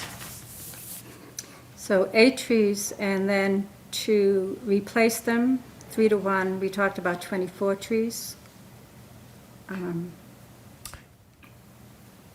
Yeah, I think, and then we spoke that because of this location and the sight lines and the safety aspects of this intersection, replacing the trees at this location doesn't seem to be the best fit, at least now or foreseeable future. So if there's, I think, I had heard, or it was mentioned to me that there's a tree fund that we could fund so that the town or the Conservation Commission can replace trees at a different location in the future. That's typically what we do, yes. Yeah, so we would be open to that. And then I would just like to kind of just ask the commission to be, for consideration to, to minimize or reduce the fee, as much as you're willing to do. And I ask that because this is, although I work for Pulte Homes and, we're a big company, and this is a substantial public safety, really road improvement project that my company that we're doing for the town and for DCR, and there's significant public benefit associated with this project by redoing this intersection. So, so we ask for that consideration as well. We're doing this, and it's for the public's benefit, it's for the town's benefit. Well, just, to review for the commissioners, who, the property itself, the 23 acres, 23? 23 acres, yes. 23 acres was Yeah. sold for $5 million. The houses being built up there will go for It was 30 acres, just to be clear for the record. initially. So the tree fund it's $500 a tree, so for 24 trees, that's $12,000. So I wouldn't be inclined to reduce it. Each house is 1.2 million, 1.3 million for sale, I mean, approximately? yeah, I think that's fair. You know, they range certainly depending upon size of the lot, location of the lot, you know, type of house that somebody is selecting for the lot. But, you know, seems to be a reasonable, you know, I mean, we can talk about the value of the homes and, you know, I won't argue that here. That's not really I was just making a consideration for the commission. Certainly that $12,000 is a lot of money. You know, that the cost to develop the lot and buy the land and build the homes is, you know, rising by the day as well. I think we should not be rash, but consider the request because they have invested their resources in the intersection improvement. And maybe there's a way in which we can strike a bargain and make this a partnership. Well, Arthur, I would not be inclined to. I don't know how the other commission members, I mean, if it was a private homeowner, I definitely would. If it was a smaller organization, if it was a smaller development, I definitely would. But to me, $12,000 is not a lot of money for people. And I totally respect what you're doing. I do. I honestly do. You know, when you're talking about $50, $60 million. So I don't know how the other commissioners feel. I'll just add that I don't think it's the amount that matters. I think it's the actions of the parties. I think that for the town of Milton to get 24 trees that we can plant is a real benefit. And We have a huge land bank, tree bank, it's unused. not for long. It'll move it along. I haven't seen much use. That's just my opinion. Sure. So we probably should vote on this tonight to have this application be approved for the new road and with the condition that the trees be replaced. Hans, do you have an opinion on? Well, I do respect the intent of the project, that it is for a public benefit. The ratio of the trees, and that was confirmed. How many trees? 8 trees, so 24 to replace. And the DBH of the trees, what range and It's size our are they? standard. It would be 4-inch caliber minimum, So what's the size range of the trees that we're talking about? 5 feet tall to plant. So the Yes, I think trees that are being But removed, It's the removal. Oh, I'm sorry. What is the size caliber? I don't have that in front of me. They range between 4 and 8.5, 8.5 inches on the south side of Unquity near the wetland, and then there's two On the wetland side. larger one on the Harlan side. That's in the floodplain. It's not in the wetland, but that's why it's in your jurisdiction. And those are 13 and 19. Those are a little bit larger. so maybe we Those ask. are big trees. Those are really Sure, big I trees. think maybe we ask to mitigate the trees on the wetland side. Is That would certainly help. I would say that, yeah, that if the commission was willing to do that, that would be 2. That would be, Those are the ones that are of the most, I would say, ecological value in terms of the wetlands. that would be 7 trees rather than 9, which would be 21 rather than, Just something I'm throwing out 27. there. Arthur, what do you think of that idea? So 21 trees instead? I would concur with what Hans just put on the table. Okay.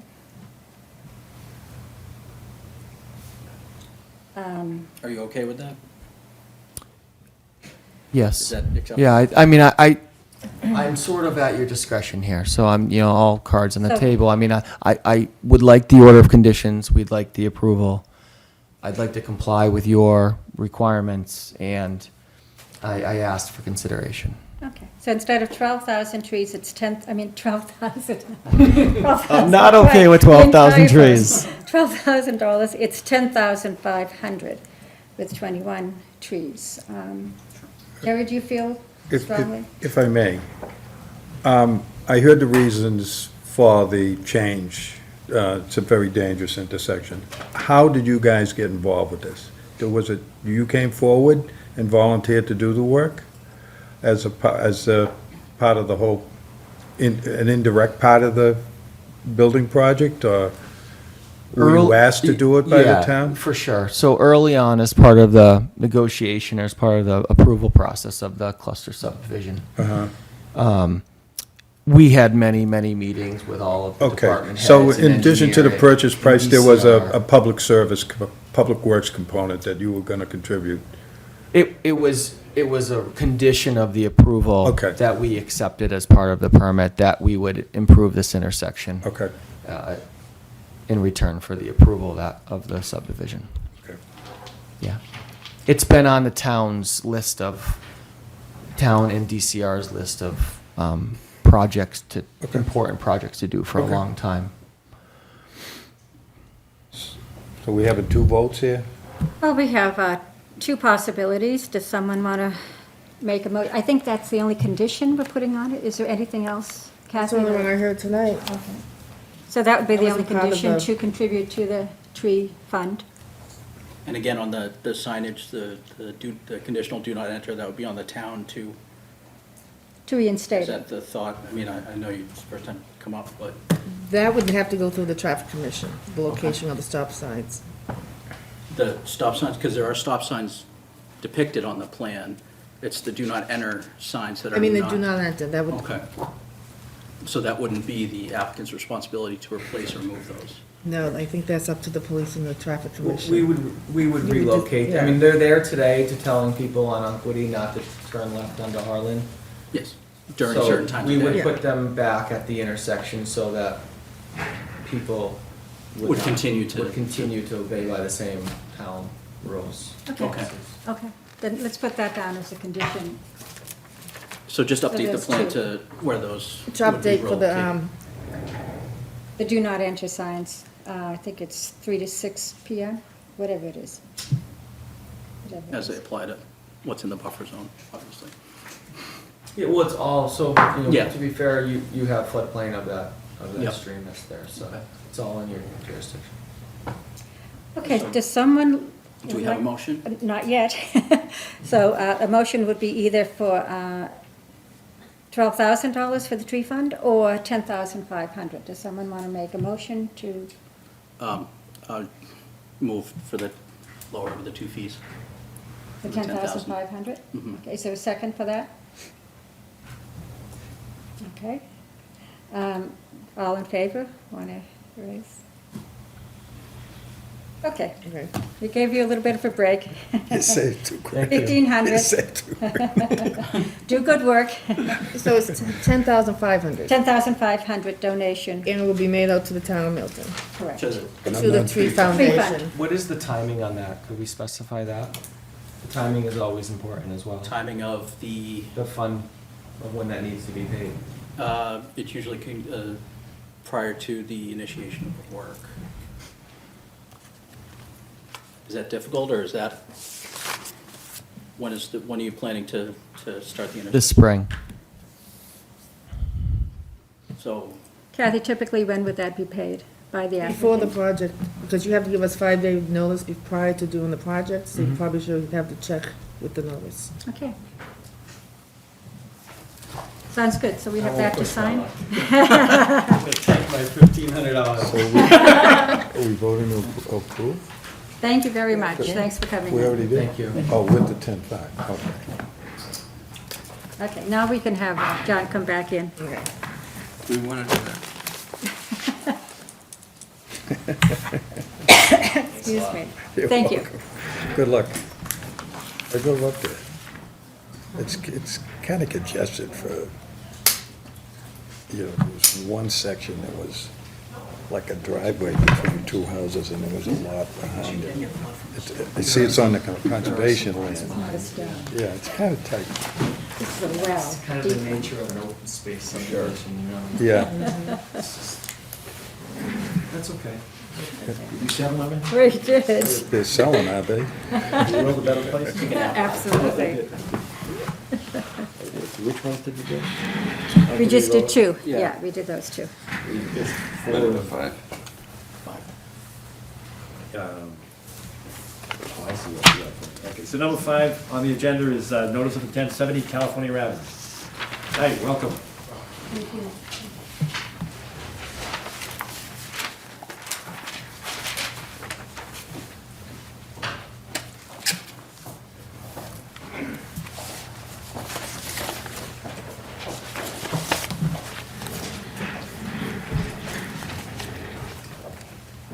Can you make sure you use the mic and introduce yourselves for the record? Sure thing.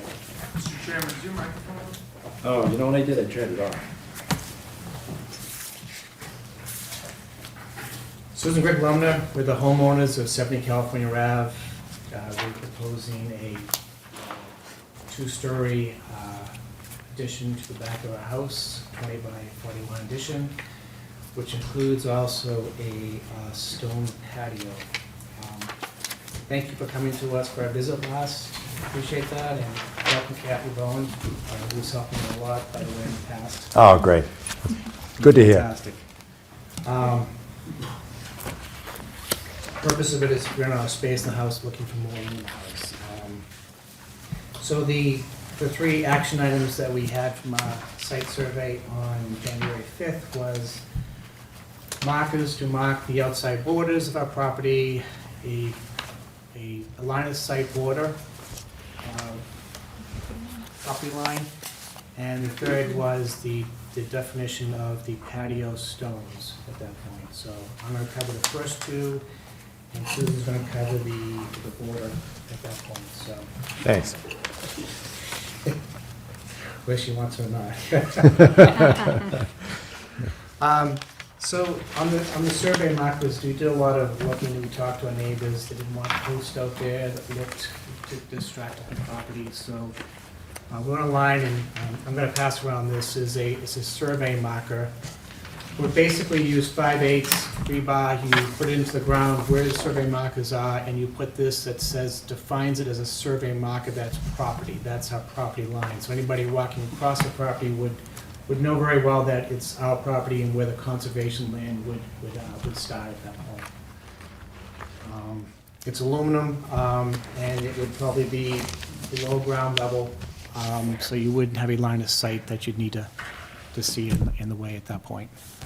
But then someone coming up from the estuary would not be able to see that there is a line of where they could walk that's Well, we public do. versus the second- private. Those are just for the corners. For the corners. For the corner Okay. markers. Yeah. I'm Corners. jumping ahead, sorry. Yes. No, that's- And both of the corners are awkward anyways, because the first corner in the back lot, one corner is on a root system. tree root. For the root system, and then the other corner is also kind of in a little wooded area behind the shed, so. The second thing we talked about was the patio construction would be pervious bricks at that point. Did some research. We also pulled some information that we were looking to do. We have not selected the type yet, but we know that it needs to be pervious bricks that we're gonna do. That's the 10-foot by 18 patio.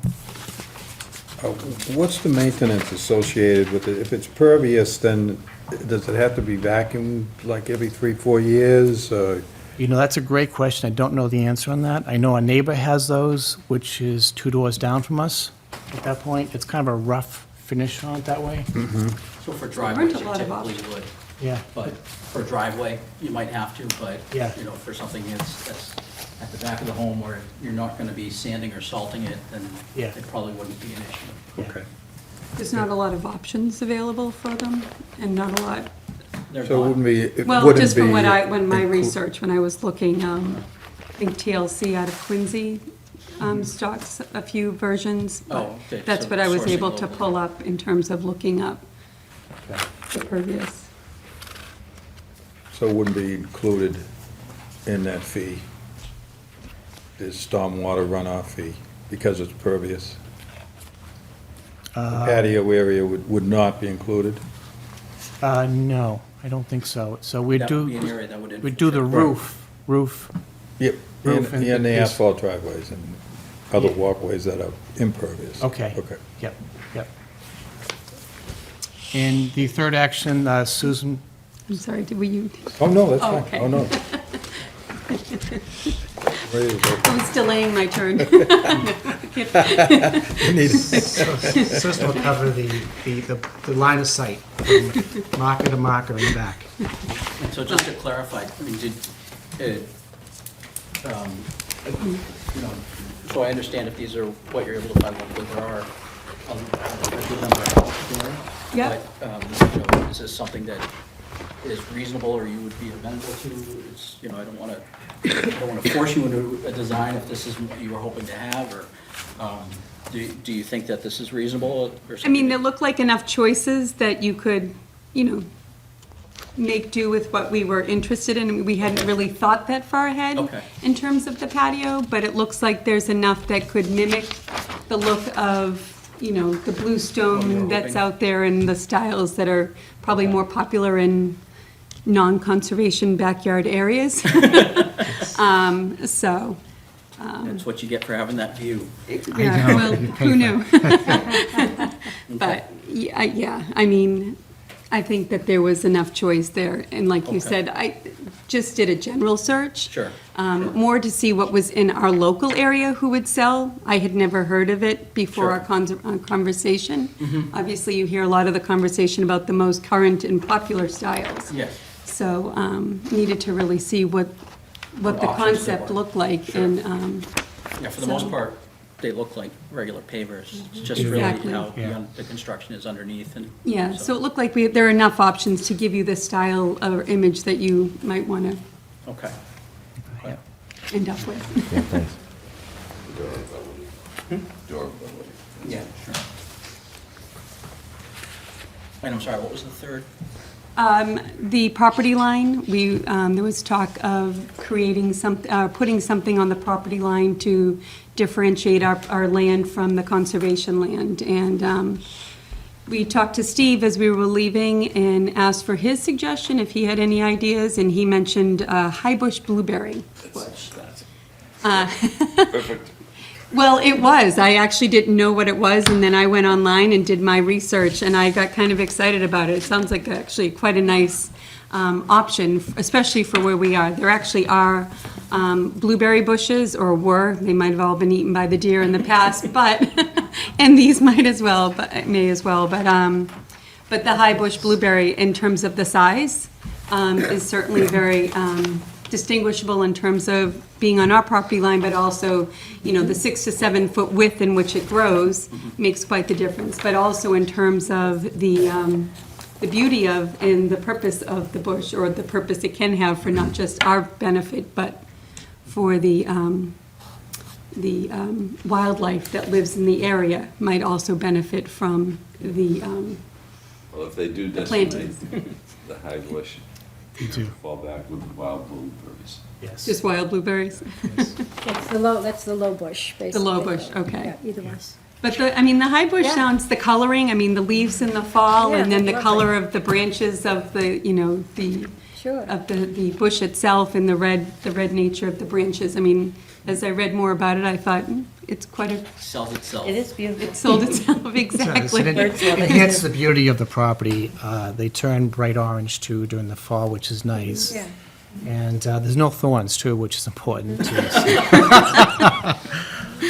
So we did some research on it, and they grow pretty large. They grow to 6 to 7 feet wide and 5 to 6 feet in height. They're great with That- breakfast, too.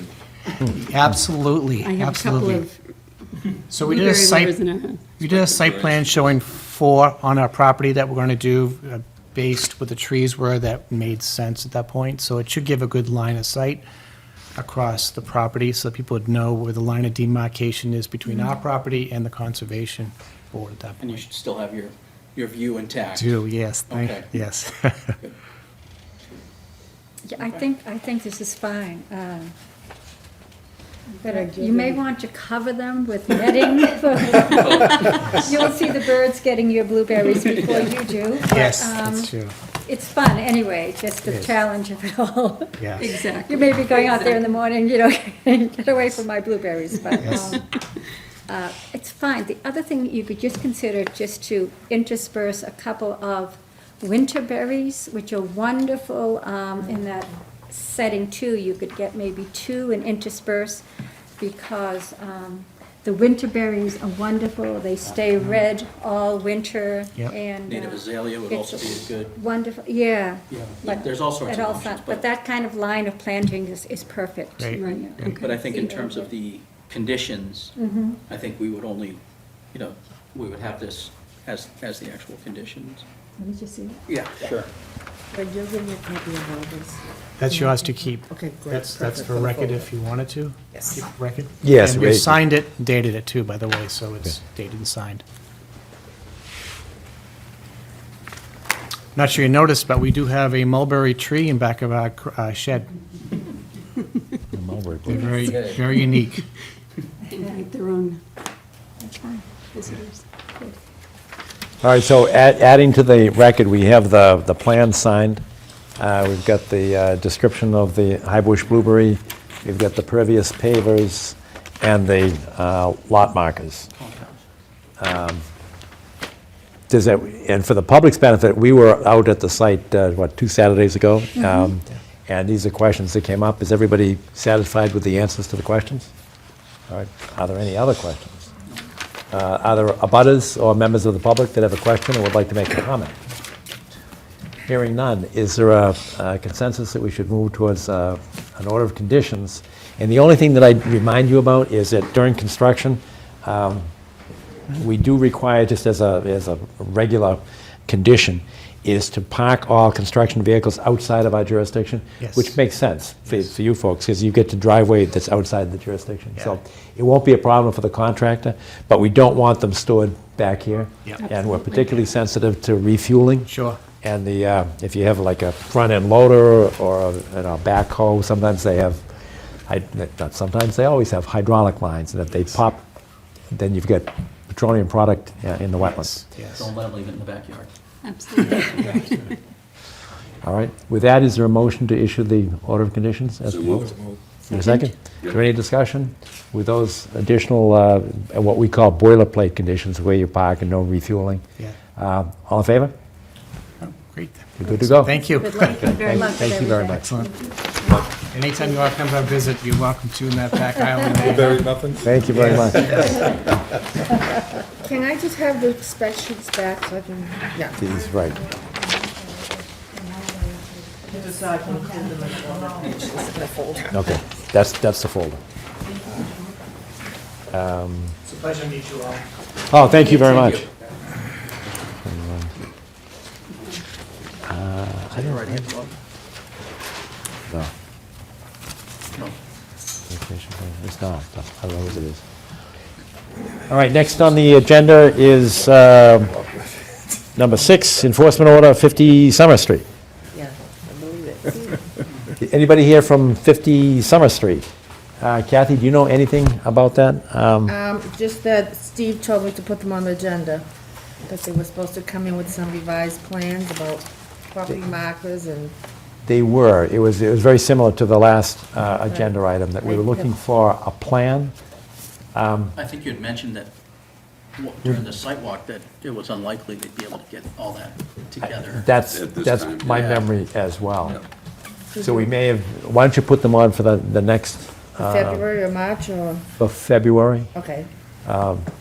I think that's appropriate, because they were going to go out and they were very cooperative, and they were going to look for, different mechanisms to do the same thing, to mark that property boundary. Okay. Same kind of thing, which bushes to use and whatnot. Right, And I think they were going to also be in need of a landscape Architect. of some Okay. kind, yeah. All right, so just continue that. But we might have people, members of the public here who might want to speak.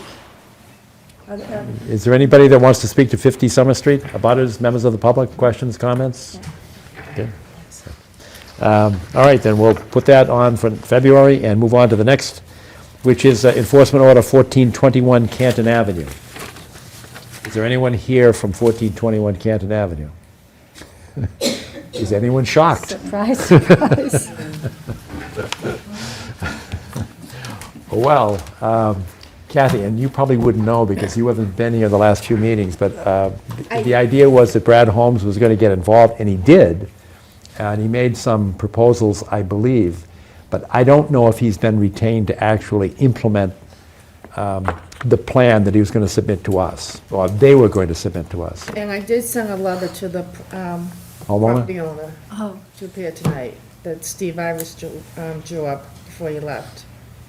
Say that again, I'm sorry. Steve Ivers drafted a letter for me to send to them from the commission about coming here tonight and the $300 fine per day. you did mention that Yeah. in the Yeah. letter. To Okay. remind Yeah, them so that was brought into the where they are in letter. terms of the clock. Right. Right. Well, we did vote, this is Oh, January, we did vote to impose the fine. yeah. And we Yeah. acknowledged that, we could remit the fine if they, If they were responsible, if they were responsive, but, If, not showing up is not not a being good responsible. start. Good start. Would you send them another letter and ask them to attend and remind them that there is a fine accruing on a daily basis? And do you want me to record that? The fine? Yeah. 100% yes. Okay, so I'll Absolutely. record it. I wasn't sure, Stephen wasn't sure if I should record it in Norfolk County. Yes. so that's a lien then on their property, is it, when you record it? Yes, it is. It is. And going back to the date of August, when you, Whatever the date of the vote was. I don't think it was August. August, we discussed it and said that let's give them until next hearing. month. And I think it was in September that we September, voted for it. okay. I believe that's it. he wasn't sure, so I wanted to make sure that. Right. Okay. And then, once recorded, it actually does accrue, as we know from Milton Street, which was a fairly significant fine Yeah, after 14 years. Yeah, All right, next on the agenda is number 8, informational. This is 711 Randolph Avenue. one of the most popular people in Milton now. Nice young. And for the public, for the public's benefit, this is actually an informational meeting. And I think Jim is going to give sort of a history of this project. It goes back at least 5 years, and it's been on deferral from the Conservation Commission's perspective. And essentially, when the notice of intent was filed for this 40B project at 711 Randolph Avenue, that's the address that we use, but in fact, it's the area of land in back of the, 7 houses on Randolph Avenue, that the property actually abuts the DPW yard. So it's kind of boxed in by the DPW yard, the 7 houses on Randolph Avenue and Reed Street. And when the notice of intent first came in, we did have a number of public hearings, and those hearings resulted in a denial of the application under the Milton Town bylaw. Right, okay. But we deferred any decision on the Wetlands Protection Act, because at the same time that the case was, the notice of intent was filed before us, it was also before the planning board and to the ZBA, looking for a comprehensive permit. And the basic understanding is if a comprehensive permit issues, then under those circumstances, the Milton Town bylaw would not be relevant. The State Wetland Protection Act would be. But at the time we issued the denial under the wetland bylaw, there was no comprehensive permit. Now one has issued, that was appealed, it went to the Massachusetts Housing Appeals Committee, and just about, 20 days ago, December 23rd, I want to say. we received, 70 page. 70 pages. Yeah, It's decision. long. Decision by the Housing Appeals Court. If you don't mind me asking, what were the grounds for the original denial under the bylaw? The 25-foot, that's easy. Yeah, yeah. The 25-foot non-disturbed, gone. Right. So- There is, just real quickly, an approximate 5,000 You square didn't foot identify wetland yourself to the alteration. public, Yep. just people watching. Good evening, Jim Burke with the Selberg Sala, offices in Quincy. I've been involved in this project for a long time. Show people where the DPW yard is relative to that. I think that's what people Sure. know. DPW yards here. This is, here's Randolph Ave down the bottom. 7-Eleven is this house right I here. mean, the house, not and 7-Eleven, the little convenience store is up the end of the street. Oh, yeah. It's Oh, no, 7-Eleven is the number when 7-Eleven we is- refer to it.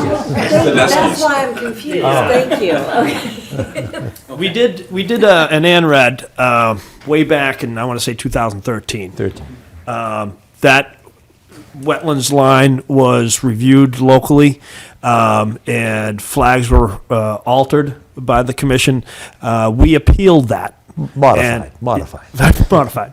And a superseding order, resource area delineation was issued.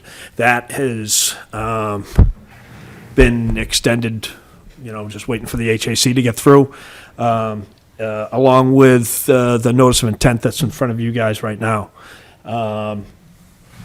This, project itself, the yellow, orange are the buildings. It's 90 units.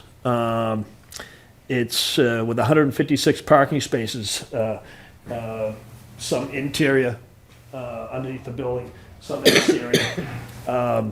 Is that a bridge or a tunnel through wetland? That is fill, and I've got a 12-foot, single 12-foot culvert coming here that is also subject to review. It has been peer reviewed by several engineers prior to the HAC decision. There's no other means And of all, access. and on all that information is in that document. Yeah. There's no other means of I'm access. sorry, you said it's Phil with the color? This is Phil, That correct. would be a wetland crossing. That's a wetlands crossing that's, comes out to 4,900, I want to say 99. 4,958? That's excellent Army Corps of Engineers math. Yeah. Well, CAD's a wonderful thing. The question right now with the decision is that whether we have to go to MIPA or not. One of the things the HAC. What's MIFA? MIPA is for an ENF for over 5,000 square feet. Now, the attorneys are dealing with that issue. Whether we have to file an ENF or not remains to be seen. We'll know, I think. That footprint is your final, This is our final. that's the final footprint, but that's not your limited disturbance, correct? Let's see if I get a better picture of that. The erosion control is the outside line. Is that what you used for And for the what we calculation? have, and I don't think I brought a cross-section of the road, but what you're looking at are those, what we're proposing is the big 3x4 block, 3 foot high. So it's a gravity wall with a 12-foot wide open bottom culvert that allows this wetland to drain. Now, if you're not familiar with it, it's wet meadow. You go out there in August, you can get across pretty much anywhere you want. You go out there in the spring, you got to pick your spots. So that being said, hydraulically, this is over-designed, and that has been peer-reviewed, and probably will be again. But What line did you use to do the calculation? Did you use the erosion control line, or did you use the the design? erosion control line, The erosion, so that's where you got We- the 4,900? correct. So it includes 6.5. both temporary and permanent. Okay. All right.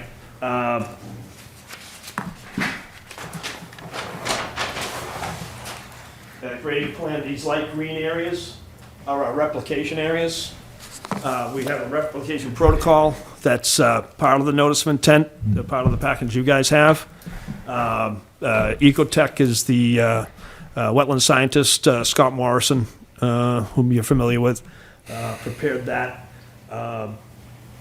5,290 square feet of replication area, So 1-to-1. pretty much 1-to-1. Is that because there's no other land, or is that just what you're It's proposing? pretty much, no, it's you could probably The cheat standard a few more mitigation square is- feet here and there, but it's really just from a standpoint of access and making it kind of, where it's supposed to be. There's really not a whole lot of other area where we can go. If you come, the wetlands line runs along the backyards of these guys' property. You go out there, and if this is elevation, 100, say, actually, there's 116 drops to 108, and that's 108's pretty much the wetlands line on both sides. And what kind of wetland is the other wetland up there? Up top over here, Yeah. that's if wish Scott was here. It's You do. it's basically trapped. It's isolated land, subject to flooding, and it's large enough for it to be state jurisdictional. And if you can see the runoff come off the property. It gets channelized kind of along here and just comes pouring down off that hill. So it's not the same type of wet meadow? No, totally different. It's more of a forested wetland. And then it spills off, it jumps to here, and then jumps to here. So from a hydraulic standpoint, it makes the connection. It jumps, or when No. you say jumps, it jumps? There's a surface connection? subsurface connection, Okay. in my opinion. It hasn't been, It doesn't have well a points haven't surface been, connection? hasn't been established, but it certainly seems to make sense. Everything flows in this direction down towards the golf course. There's a culvert down here where this wetland comes down, wraps in. There's a culvert that goes across the street where the access road to the dump. Well, it's not the dump anymore, is it? It'll always be The landfill. So there's a culvert right there, and then it, flows down the other side of the Randolph Ave this way, and then goes into another culvert and connects up to the golf course. Pine Tree Brook. That upper right-hand corner, Hans, it's heavily forested beyond there, too. We've walked that, and there's a lot of trees up there. Yep. We're in the right season to do the site walk. We always seem to do it with snow on the ground, so we'll wait. How much impervious area is being lost because of the driveway and the construction? I wish I had that number. It is calculated out. It's in the notice of intent. I guess, from my perspective, what I'm here tonight is really kind of just to let you know this is It's coming. Yeah. Yeah. So, we're planning on appearing with all the suits and ties. You don't think this will be appealed again, Jim? You don't expect this to be appealed again? Yeah, of course I do. Yeah. Meantime, I'm sure you need to I think from a standpoint of, we hope it isn't, we think it's a viable project. We understand the concerns. That being said, if it is appealed, again, it kind of puts us back into the same position we were before. We're hoping that, that we'll be able to proceed and show you the benefits of this particular project for both housing and the protection of the wetlands, which you guys are in charge of. Are you proposing the roadway as a limited project? We certainly could. We have not broached that, to answer your question, no, not at this time. So is there any other means of access? We've looked into that. We've approached the town to come in for emergency access through the DPW yard. And the town's not willing to provide that type of access. We are going to be, I don't know if that utility, I brought the utility sheet. We do have a water line that comes through. Oh, there it is, right there. And we're going to, provide a looped water main, which they're certainly willing to accept, but not, no access. So by definition, the abutters are against the project, so getting access through the topo and the highland, probably, given the gradient and the like, is probably improbable anyway. But we've certainly, talked about it.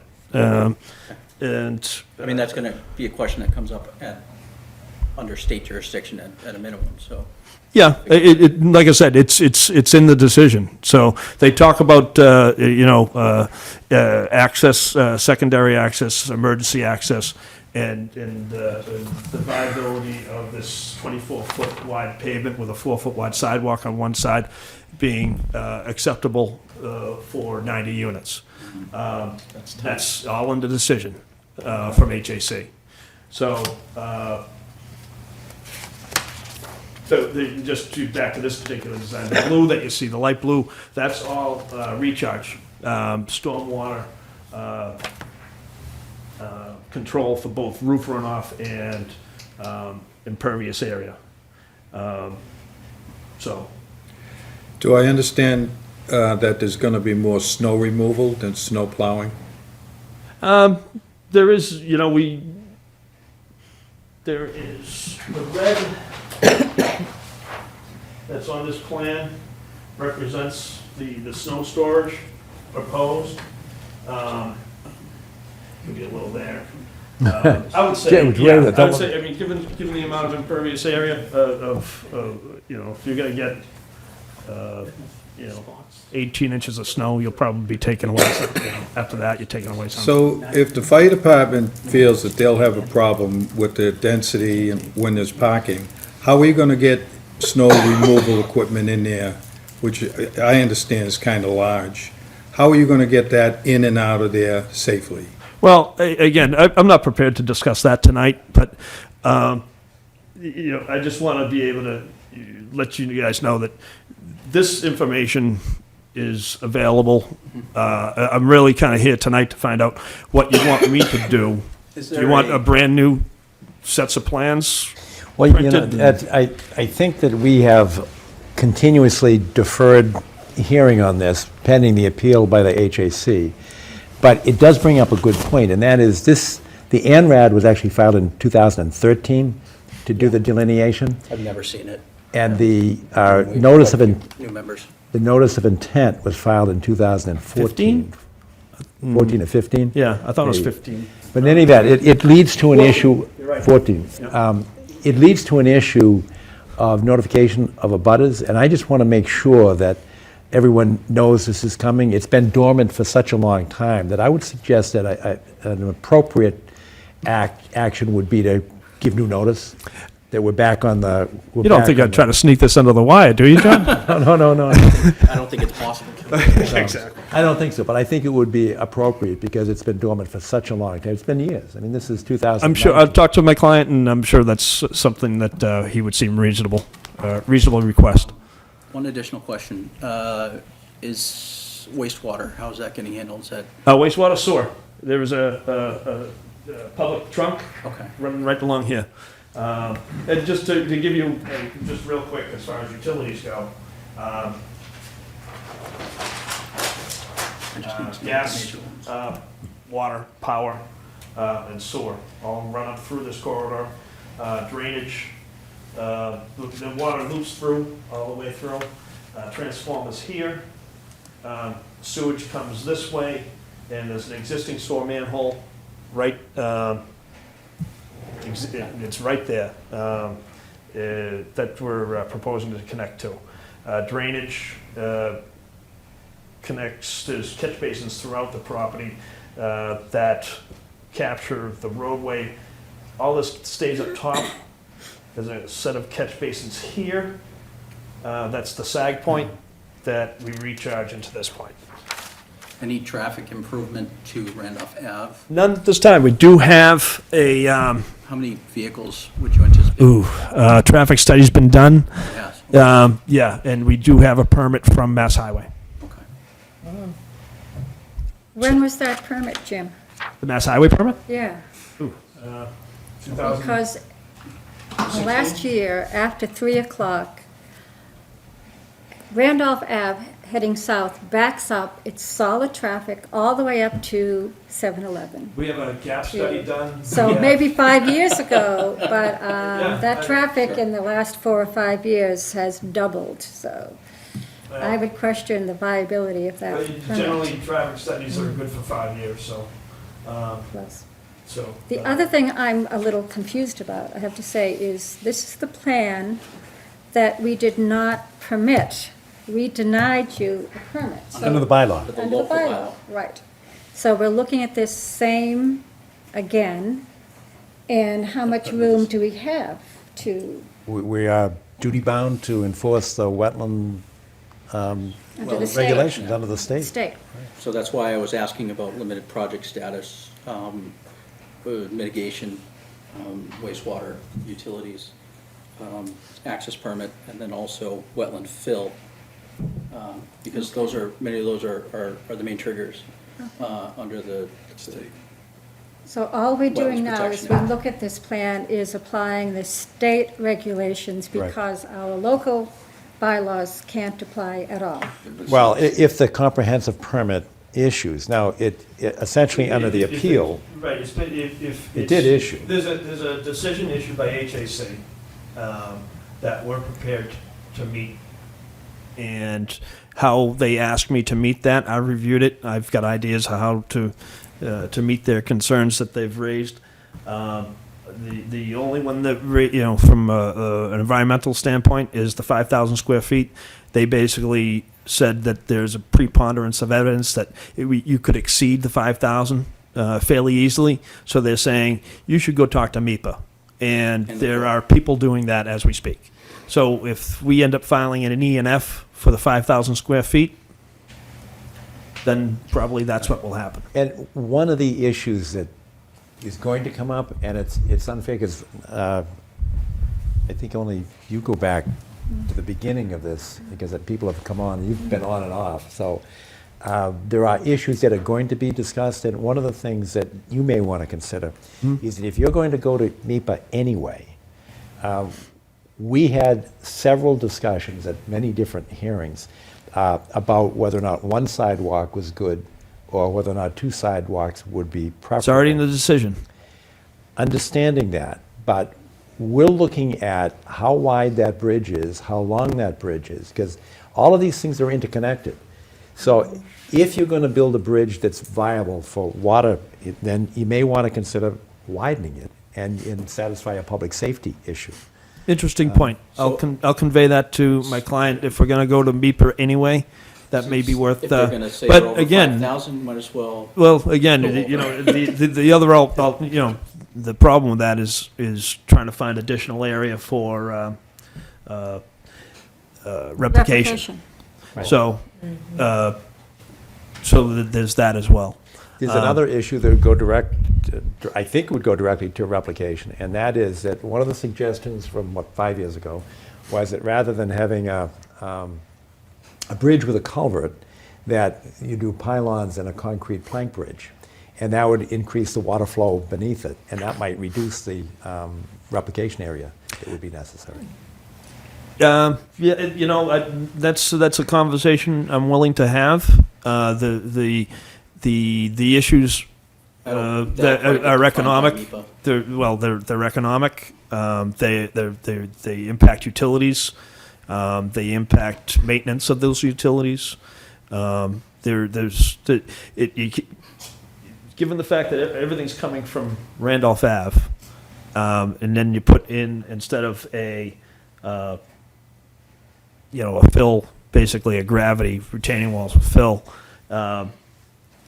the utilities themselves are easily accessed through that roadway for cleaning, maintenance, They could be etc. done that with a bridge too, and we gave the bridge very serious consideration as an alternative.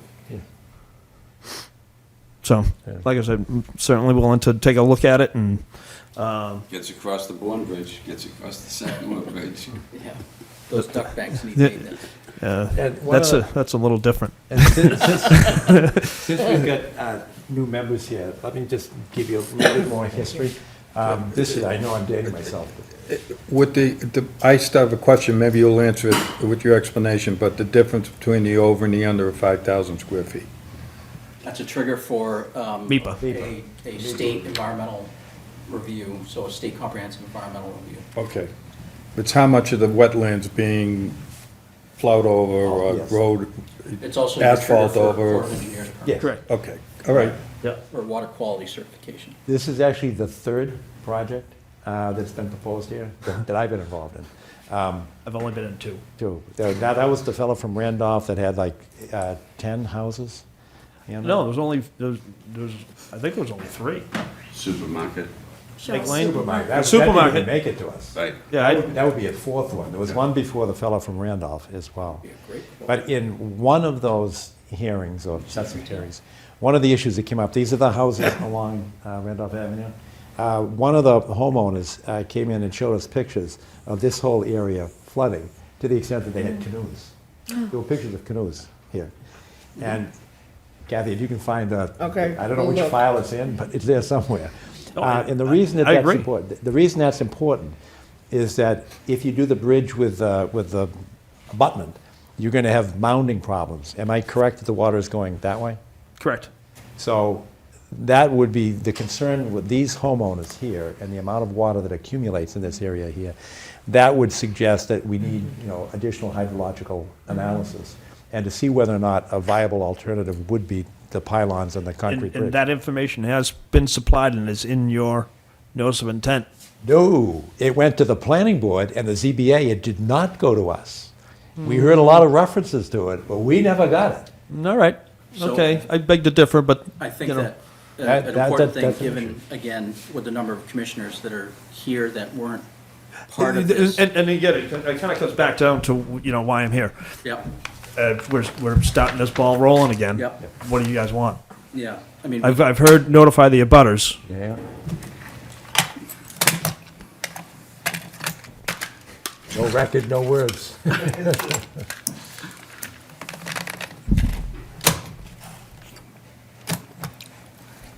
so. Oh, yeah. Yeah, so I So- think that at least we would need to see what But the would you current like, proposal is. okay, so you're looking for 8 new sets of plans, 8 Nine. new notice of intents? I know. I mean, what do you have, Jeff? Do you have enough to? I do not. I don't mind, reprographics is reprographics. I can send it to you digitally. I can, however you guys want it. Up to Kathy. How would you like to view them? I think, So- Oh, I think I we want- should have, I want yeah, I think they would I'd want like hard paper. copies, yeah. Hard copies, Okay. and plus, PDFs, so just in case it takes another 5 years. The other thing that I'd like, since it's 5 years later, is there were 2 species of nesting owls down here. There was great horned owl and there was a barred owl. So I would like to see a survey. There are still nesting owls in this area, and have your naturalists take a look. It wouldn't be that Well, time-consuming. I'll start with what we have, and we'll. But not 5 years ago or so, but what's No, going well, on right now. like I said, I don't think we ever submitted that, so if we did do it and did provide it, it would be brand new. So, and that's something I'd have Scott Morrison answer to. I'm not knowledgeable or prepared to answer anything like that. So, but I think from a standpoint of this cranking up, so if the date, when's the next meeting? 2/12? 12th? The 12th of February, yes. I think the appeals period is 30 days for the HAC decision. December 20th? December, okay, I thought it was the says here, 23rd. the 20th. It's I the thought it was the 20th. 23rd, December 20th. So that certainly gives me plenty of time to notify abutters, and certainly gives me plenty of time to get you guys a package after the 20th. If it's, if it becomes appealed, I'll be here anyway on the 2nd for the site walk, and we can discuss what our procedures will be then. I do know. And then, if it's not appealed, then I'll prepare the notice of intent packages with, there's, I'm just trying to think of, because it has, it's got a year's worth of revisions. Do you want the original stuff? Or do you want all these, and the updated stuff? Or you just want, like, Well, one as set long of as we have plans? file materials, one of the concerns that I have is that, in fact, I smiled when you pointed to an area for snow removal at the sort of the lower left-hand corner of the building. The original plan actually had a snow storage area in the wetlands. You changed it. God bless you. Thanks. But I'd like to see the history of the progressions as to where things have moved. But, But that should be, we should have that in the file. You don't have to replicate that. You'll have that in the whatever we submitted, you have, even that hydrology study, but I'll make sure that it's in this submission. Good, okay. and so the wetland line is set through the superseding order, the, Resource, yeah. yeah. And so, that, I can make that available as well. That I particular. think we got a copy of it. Well, the issue on that one is that there's a request that it be extended again. Now, that's, we have a copy in the file of the letter from, is Beveridge and Diamond the law firm for What's the attorney's name? Brian Levy? Yep. Yep. So he writes to Rachel Freed asking for an extension. Now, I really have a question, and I don't know the answer, I really don't know the answer to this Yeah. question. But the ANRAD was done in 2013, and the delineation is good for 3 years. But there was a period of time that DEP issued a regulation that said you could ask for an extension of 3 years. So they did. So in 2016, they asked for a 3-year extension, and it was granted. But that runs out on May 1st of 2019. So this is a request for another extension, which would be 6 years from the date of the original superseding order. I don't think that the provision that allowed for the 3-year extension still exists. Or I additional. kind of agree with you, For an because I thought it was just 6 years, and order conditions and same things. So that has the same kind of, but I don't know what Rachel Freed will do, so. She'll have to answer. This is dated January 2nd, and Right, so, I mean,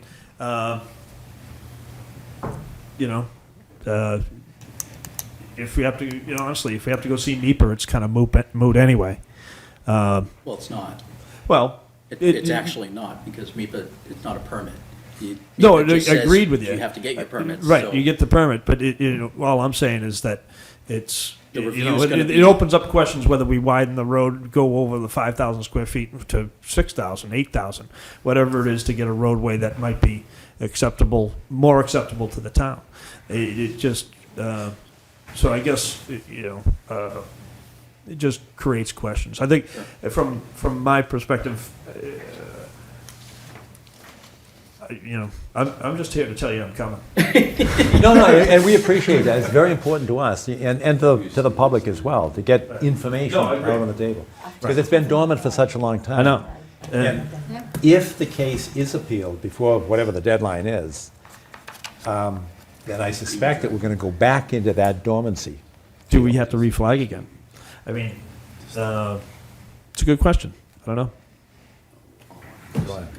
Rachel Freed may give us some guidance on that. Right, I mean, like, if there's it gotta be some, So this let's just can't be say, the only project that's lasted 6 years, because If I've it had goes- one that lasted 8. if it goes to MIPA, I'm sure there will be a comment letter asking that question. Probably true. They're very thorough over there. So, everyone's involved. It's a project that's rich with history, and I don't know how you can, other than, I know, Jerry, you started looking through the file today. It's pretty extensive.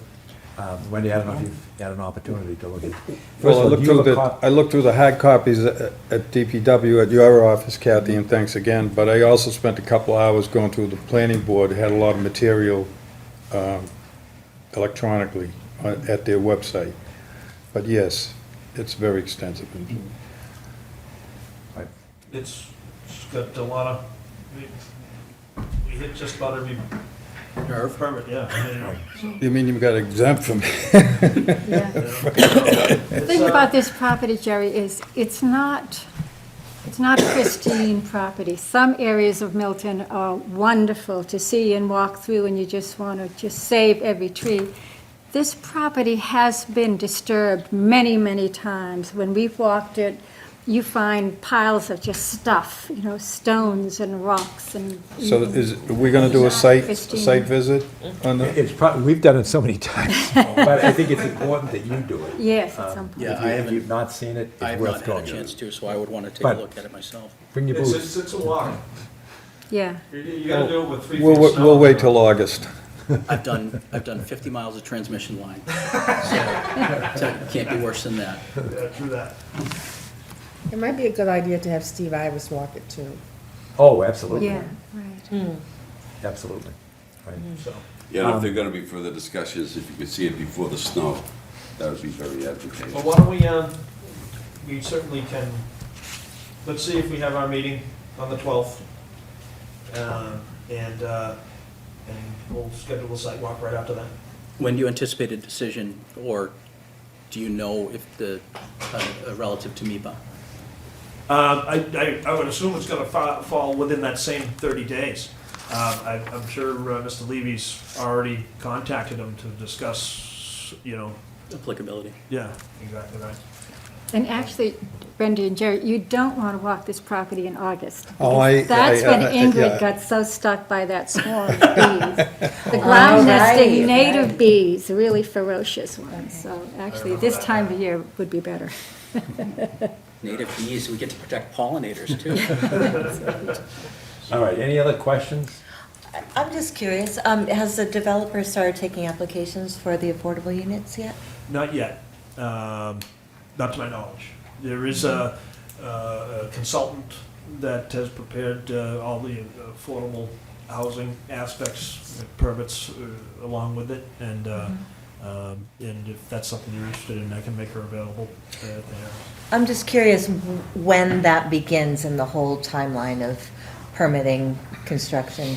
Okay, I can certainly find that out. I think honestly, it's certainly subsequent to building permit, I imagine. Mm-hmm. But I'm not too sure. There's lotteries and involved in, the whole process is very extensive. And there's a lot of legalities going on with regards.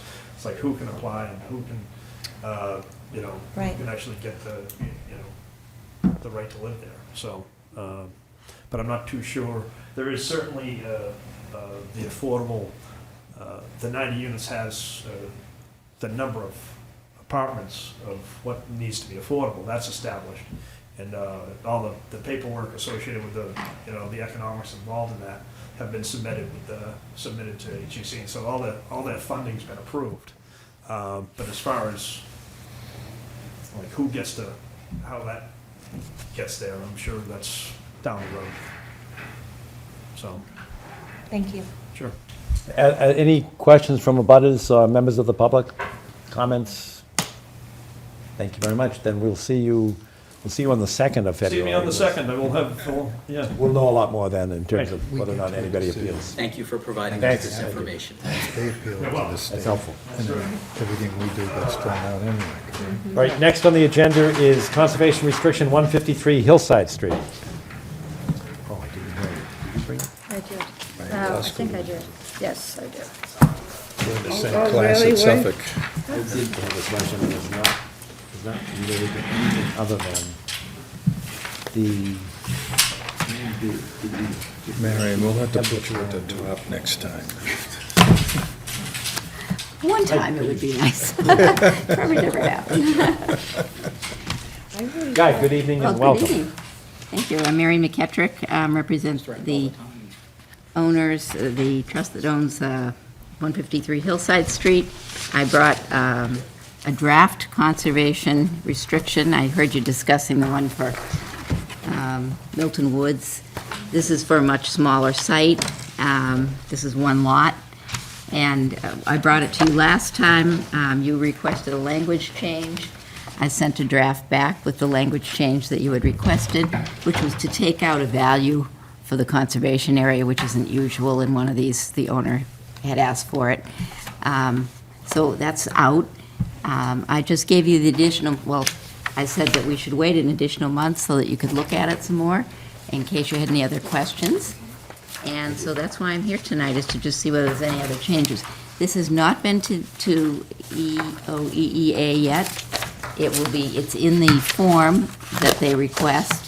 And I did do one within the last year. I've been working on one for Wentworth Farm, which is currently with Town Council. So hopefully you'll be getting that back for signature sometime soon. This is similar, but and this site happens to be right next to a development called Wentworth Farm, which is off Ford Ranch Road.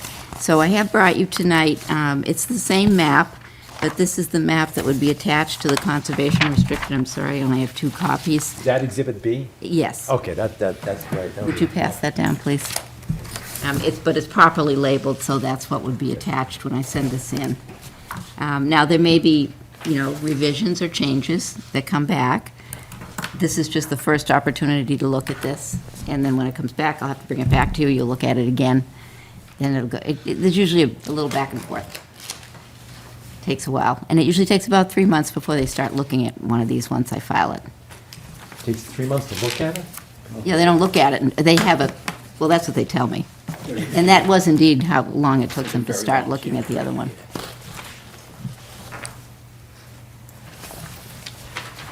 So, I think, there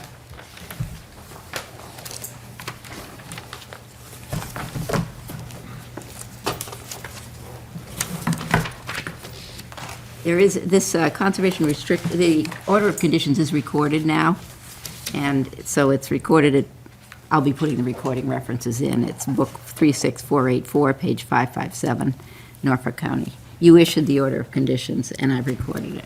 That's going to be referenced wherever there are blanks in this draft.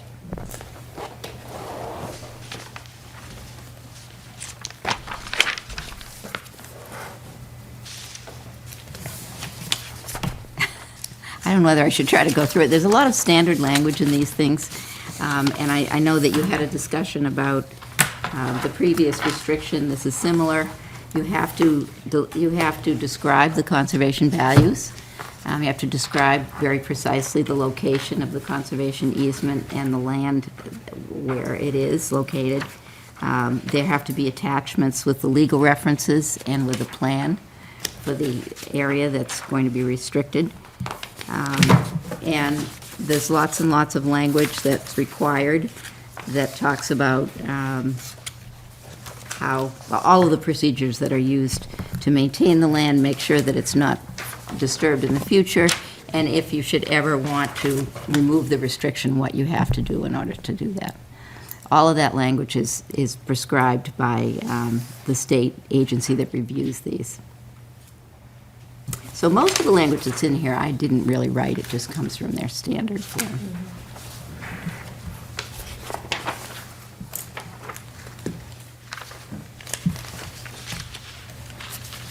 I can tell you that once I send this on to EOEEA, you'll still have the draft.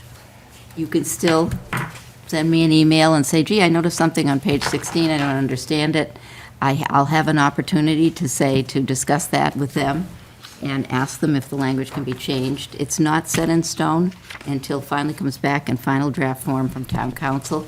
But this is the time, and during the next 3 or 4 months, when we know EOEA will be getting to it, to review it, for you to think about whether there's anything else you want.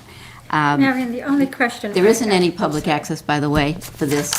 This is not a site that is We understood that. going to, it's going to provide public access. That was my understanding too, and yet on page 4 and 5, reserved rights and exceptions. The grantor reserves the right to conduct or permit the following activities and uses.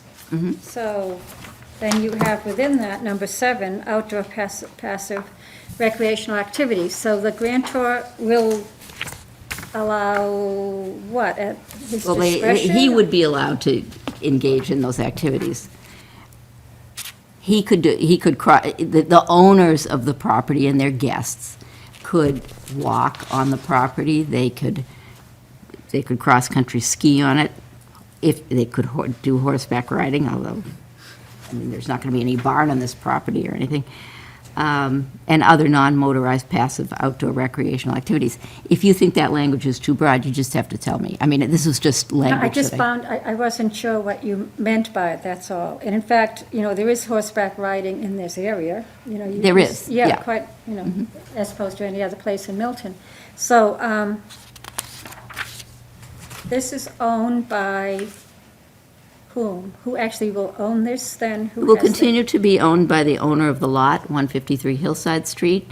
The conservation easement rights are in the Conservation Commission for the town of Milton. That's the way this is So we written. will enforce, okay. You will have the ability, the power to enforce the restriction. There are other beneficiaries named in this, principally abutting properties. One of them is a lot in Wentworth Farm, and another one is a lot on Ford Ranch Road. They're just listed as being abutting properties and benefiting from the fact that the land is not going to be changed or altered. Conceivably, they could have some ability to bring a complaint or an enforcement action because of that.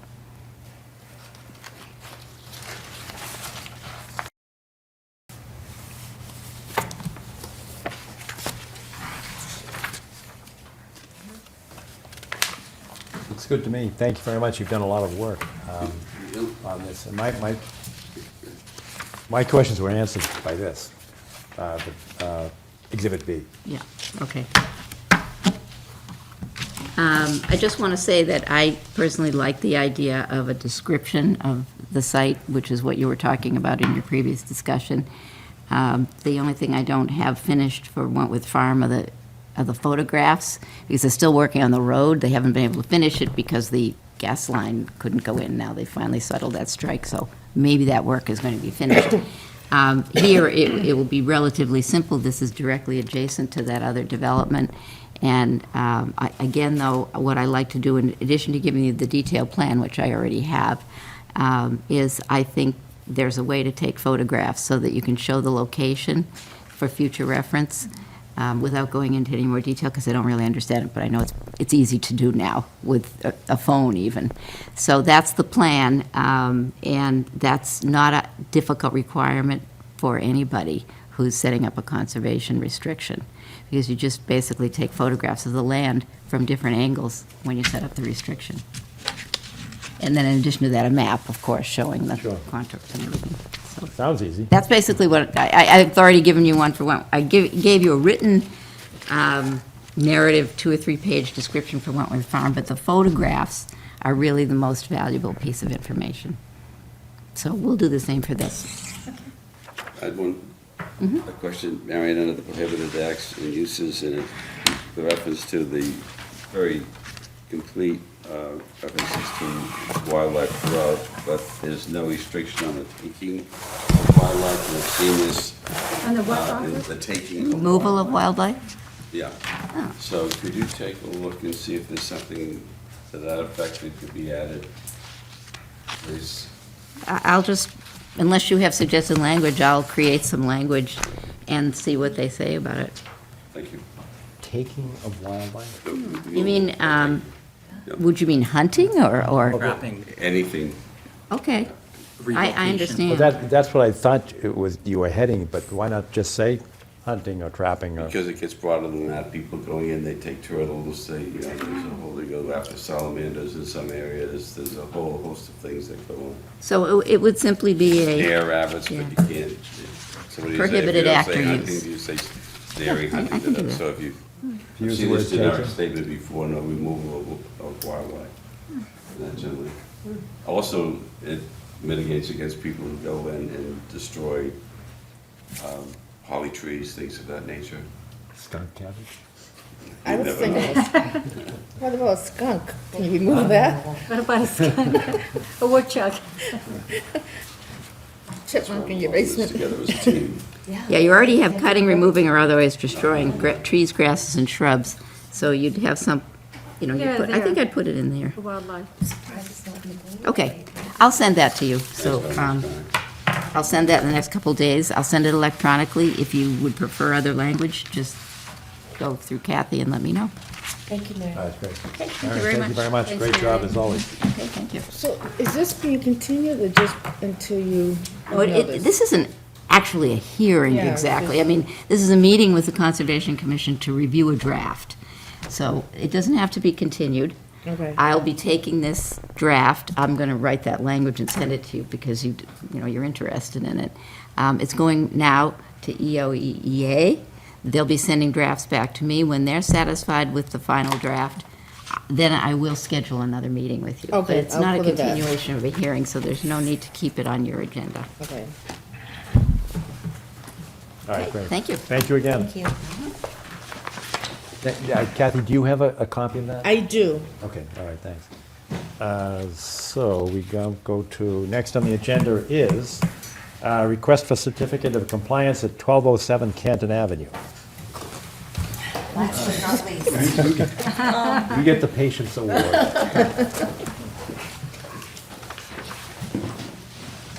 Good evening. Good evening. I'm Alicia Greenaway, the owner of 1207 Canton Avenue. And you are looking for a certificate of compliance and Yes, my engineer, here are pictures, you can just take, there's one of each. My engineer did provide the application and the as-built plans for that. We're just on a little bit of an expedited time frame because the house is due to be sold. So I brought in pictures for you to see where the stone placement is, and I believe he also sent in to you as-built plans and whatever else he needed to provide.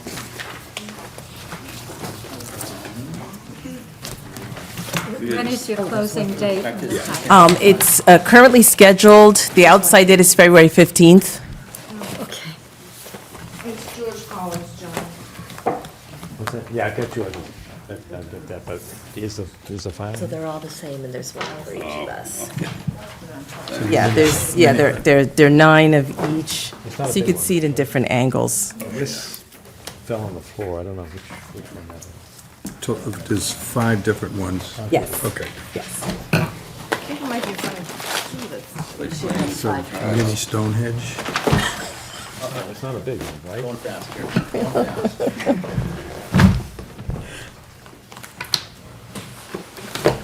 Much further past. That's it. What's it? Do a site walk on this, John? No, that's the enforcement order. Sure. Sorry. I don't see it, Kathy. Did it come in a, Hopefully you're not trying to sell it tonight. 1207, huh? I almost did. I put it in the bundle.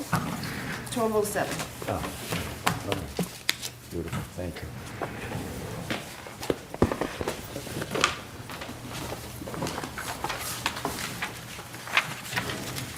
Are they different sets or are they all the same? So there are 5 different pictures, and so I gave you 8 or 9 copies of each. So different angles. And I can kind of explain to you what you're seeing in the pictures if you need that.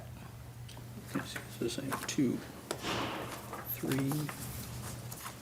4, whoops, 4, 5, these are for you.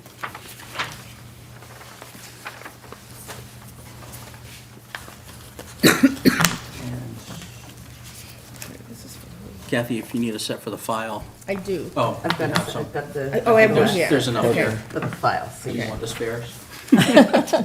Actually, no. Save the pictures of rocks.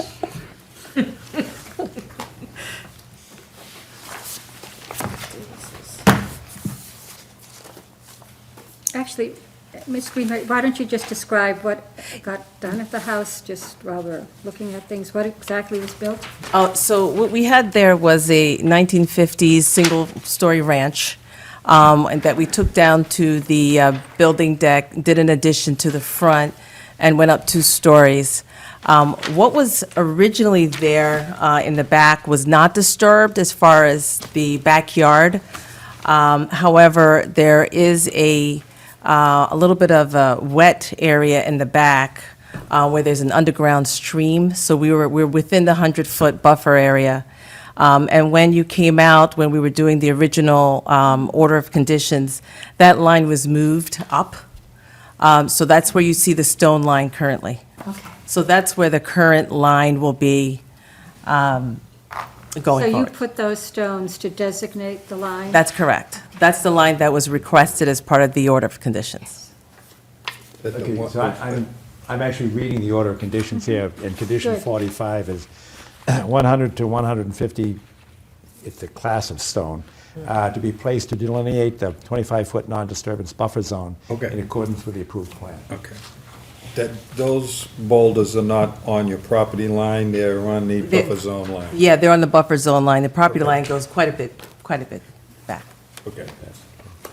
Why does it appear that behind the stones, it's still So, being mowed? That's a good question. That's the original yard area. Okay.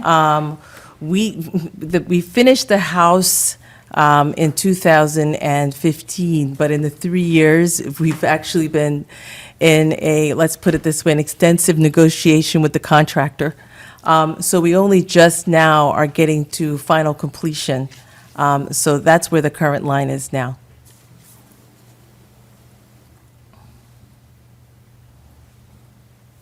Because typically when you put, stones and you delineate that line, we usually ask that behind it, in the wetland area, that you just sort of leave it, or maybe, mow it once a year so grasses can come up or something. Yeah, this was recently done. The line behind it is where the original yard was. So it was being mowed. So now that the rocks are established. Yeah, that the landscaper will know not to go beyond that. Okay.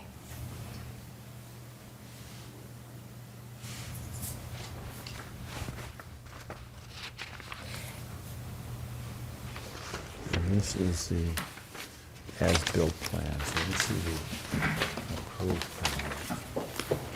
plan. Normally, we take a site walk to look at it, but it looks like you're awfully close to your closing date. Right, that's the issue.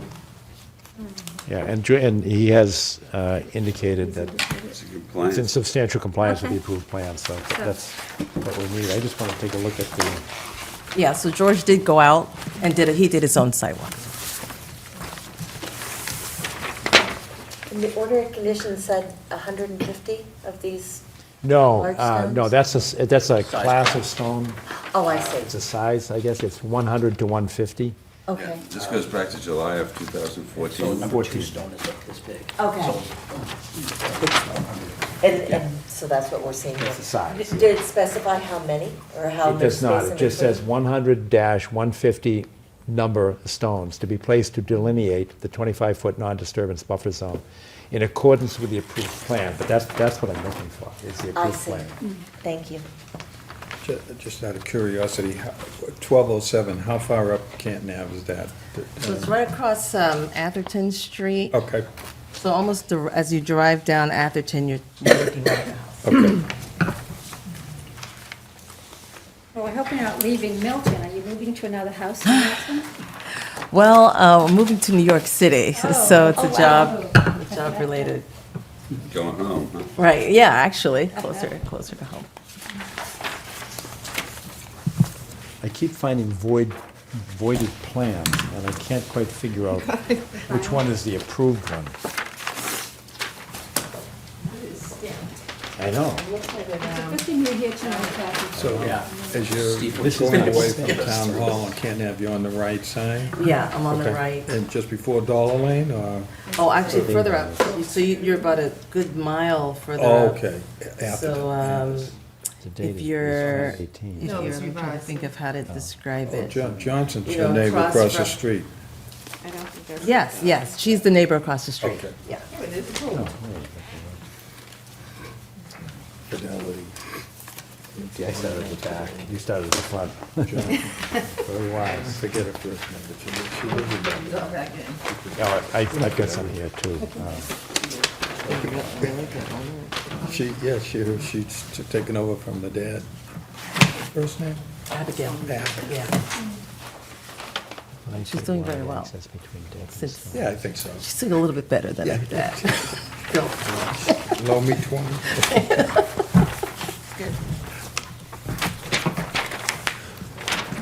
15, it does say, it actually does say 15 total.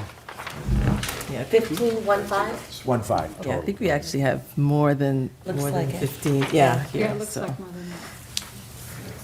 At some point, I think they started building like a little stone wall towards the edge, but nothing.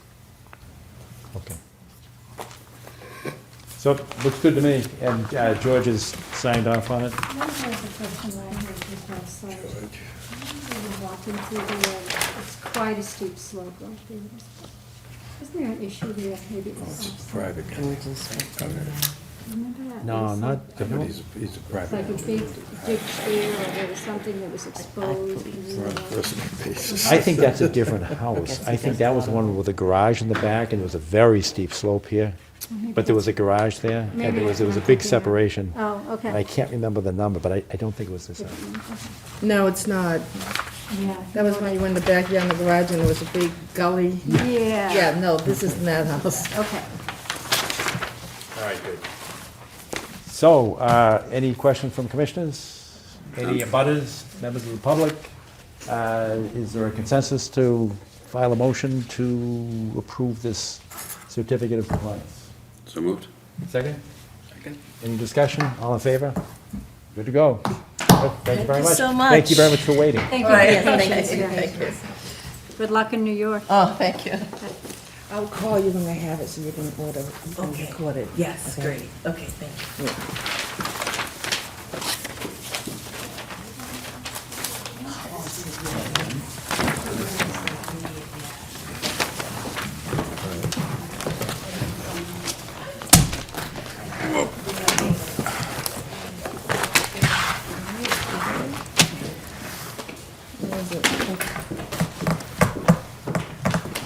Kathy, for additional business, is that the survey, You the thought you forestry? would get to go. Sorry, Jeff. This is the Pope's Pond and Turner's Pond survey. Actually, Steve Ivis sent emails, and I'm not sure whether you discussed this in the site walk, or was he following up on them, or, He did discuss it at the sidewalk. but he asked me to forward it, and that's what I did. So I think the issue is that there's an additional, the cost may exceed what the budgeted amount is. And so we would need to decide if it's something that what we do. Wasn't this is the scout? No, No. No.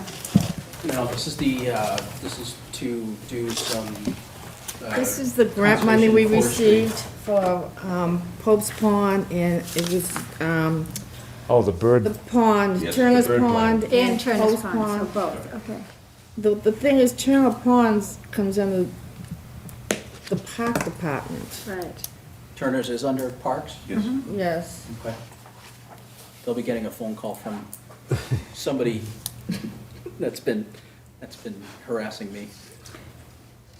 How much is the grant money? What do we have to So it use says for in the letter, I this? believe, or no, not, it's in Steve's email, it says, He estimates the cost and a lot of it doesn't talk about the grant.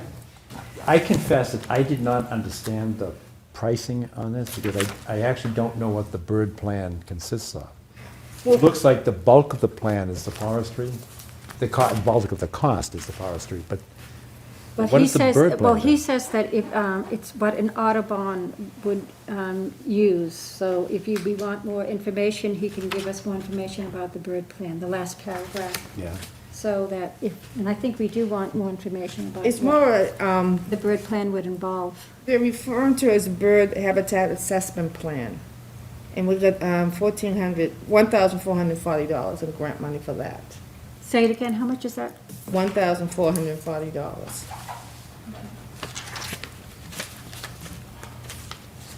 But I don't know if you discussed with him about why we What's, didn't. I'm sorry, go back to the 1,400 again, because that's grant money that we're receiving? Yep. Well, I read that as that's the cost of it.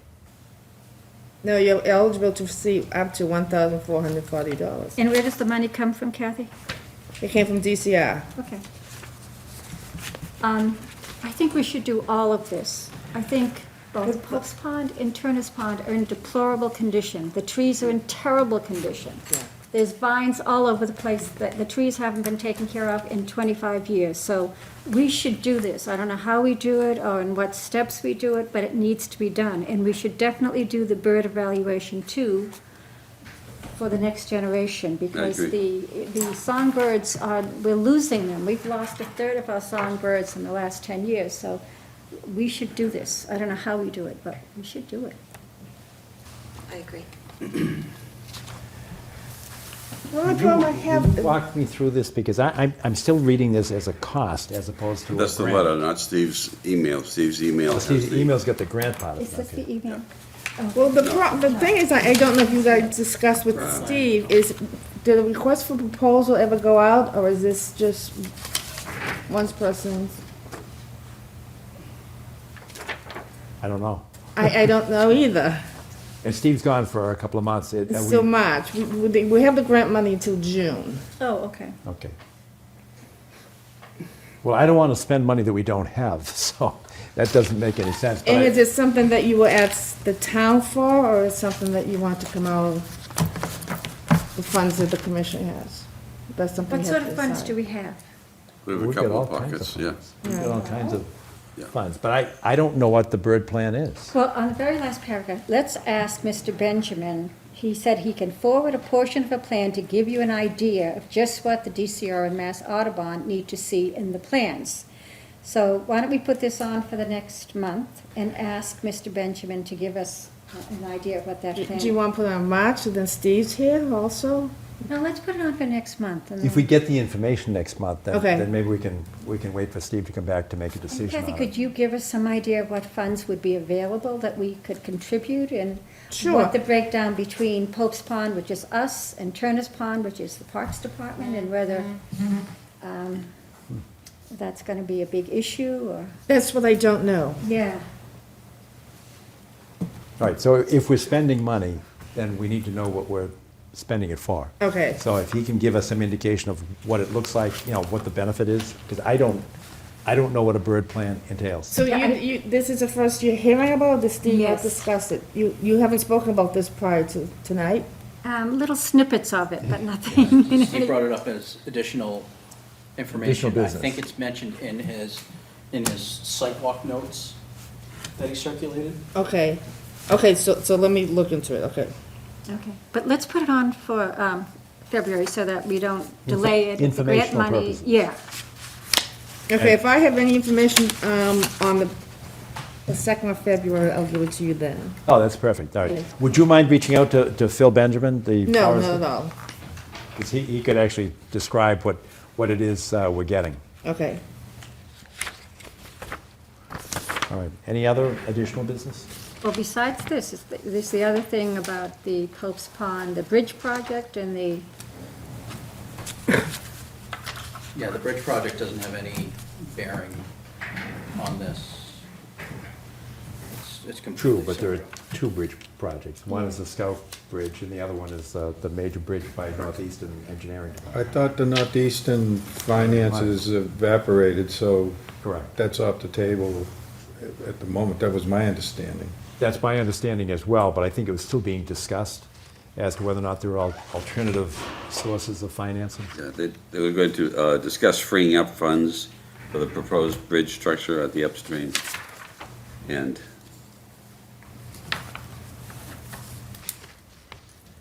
So is this just an update from Steve? this is, Yes, results of meeting. this is the attachment that accompanied his email of January 9, but I didn't find in that email of January 9 any mention of a grant. So, are you talking about which? Okay, so in Steve's notes for additional business of the last meeting, DCR grants support the projects up to about $1,400 each. If both proposals are desired by the commission, then support will need to come Okay. from another source as well. So it's the difference between $1,400 of And- each one What else we want to have done? And, yes, so I think both of those exceed 1,400. Correct. I'm sorry, one is,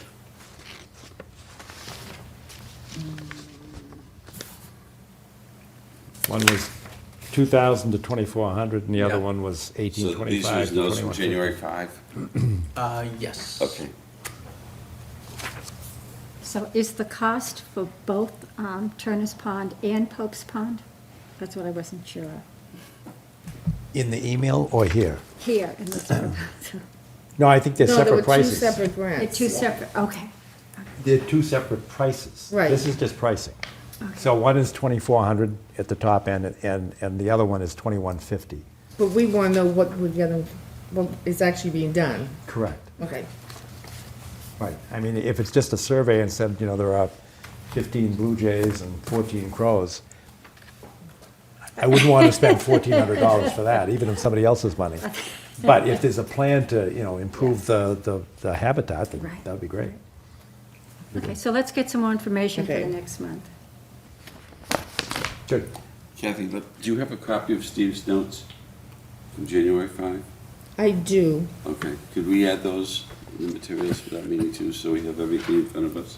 Sure. That'd be great. See, I would expect the survey of, like, Pope's Pond to tell us what kinds of trees are there, what kind of condition they're in, what needs to be done for which trees, you know, that kind of evaluation Yes. by a forester.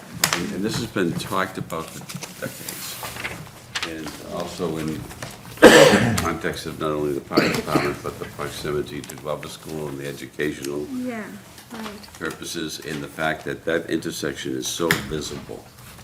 It's almost like a hallmark intersection in the town, It is, yeah. so anything that Gateway, right? It's not at the outskirts, but it would be a Right. gateway. Yeah. I agree. Yep. Okay. Any other additional business?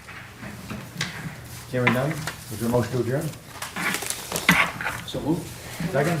In favor? Okay, Aye. we're done, thanks.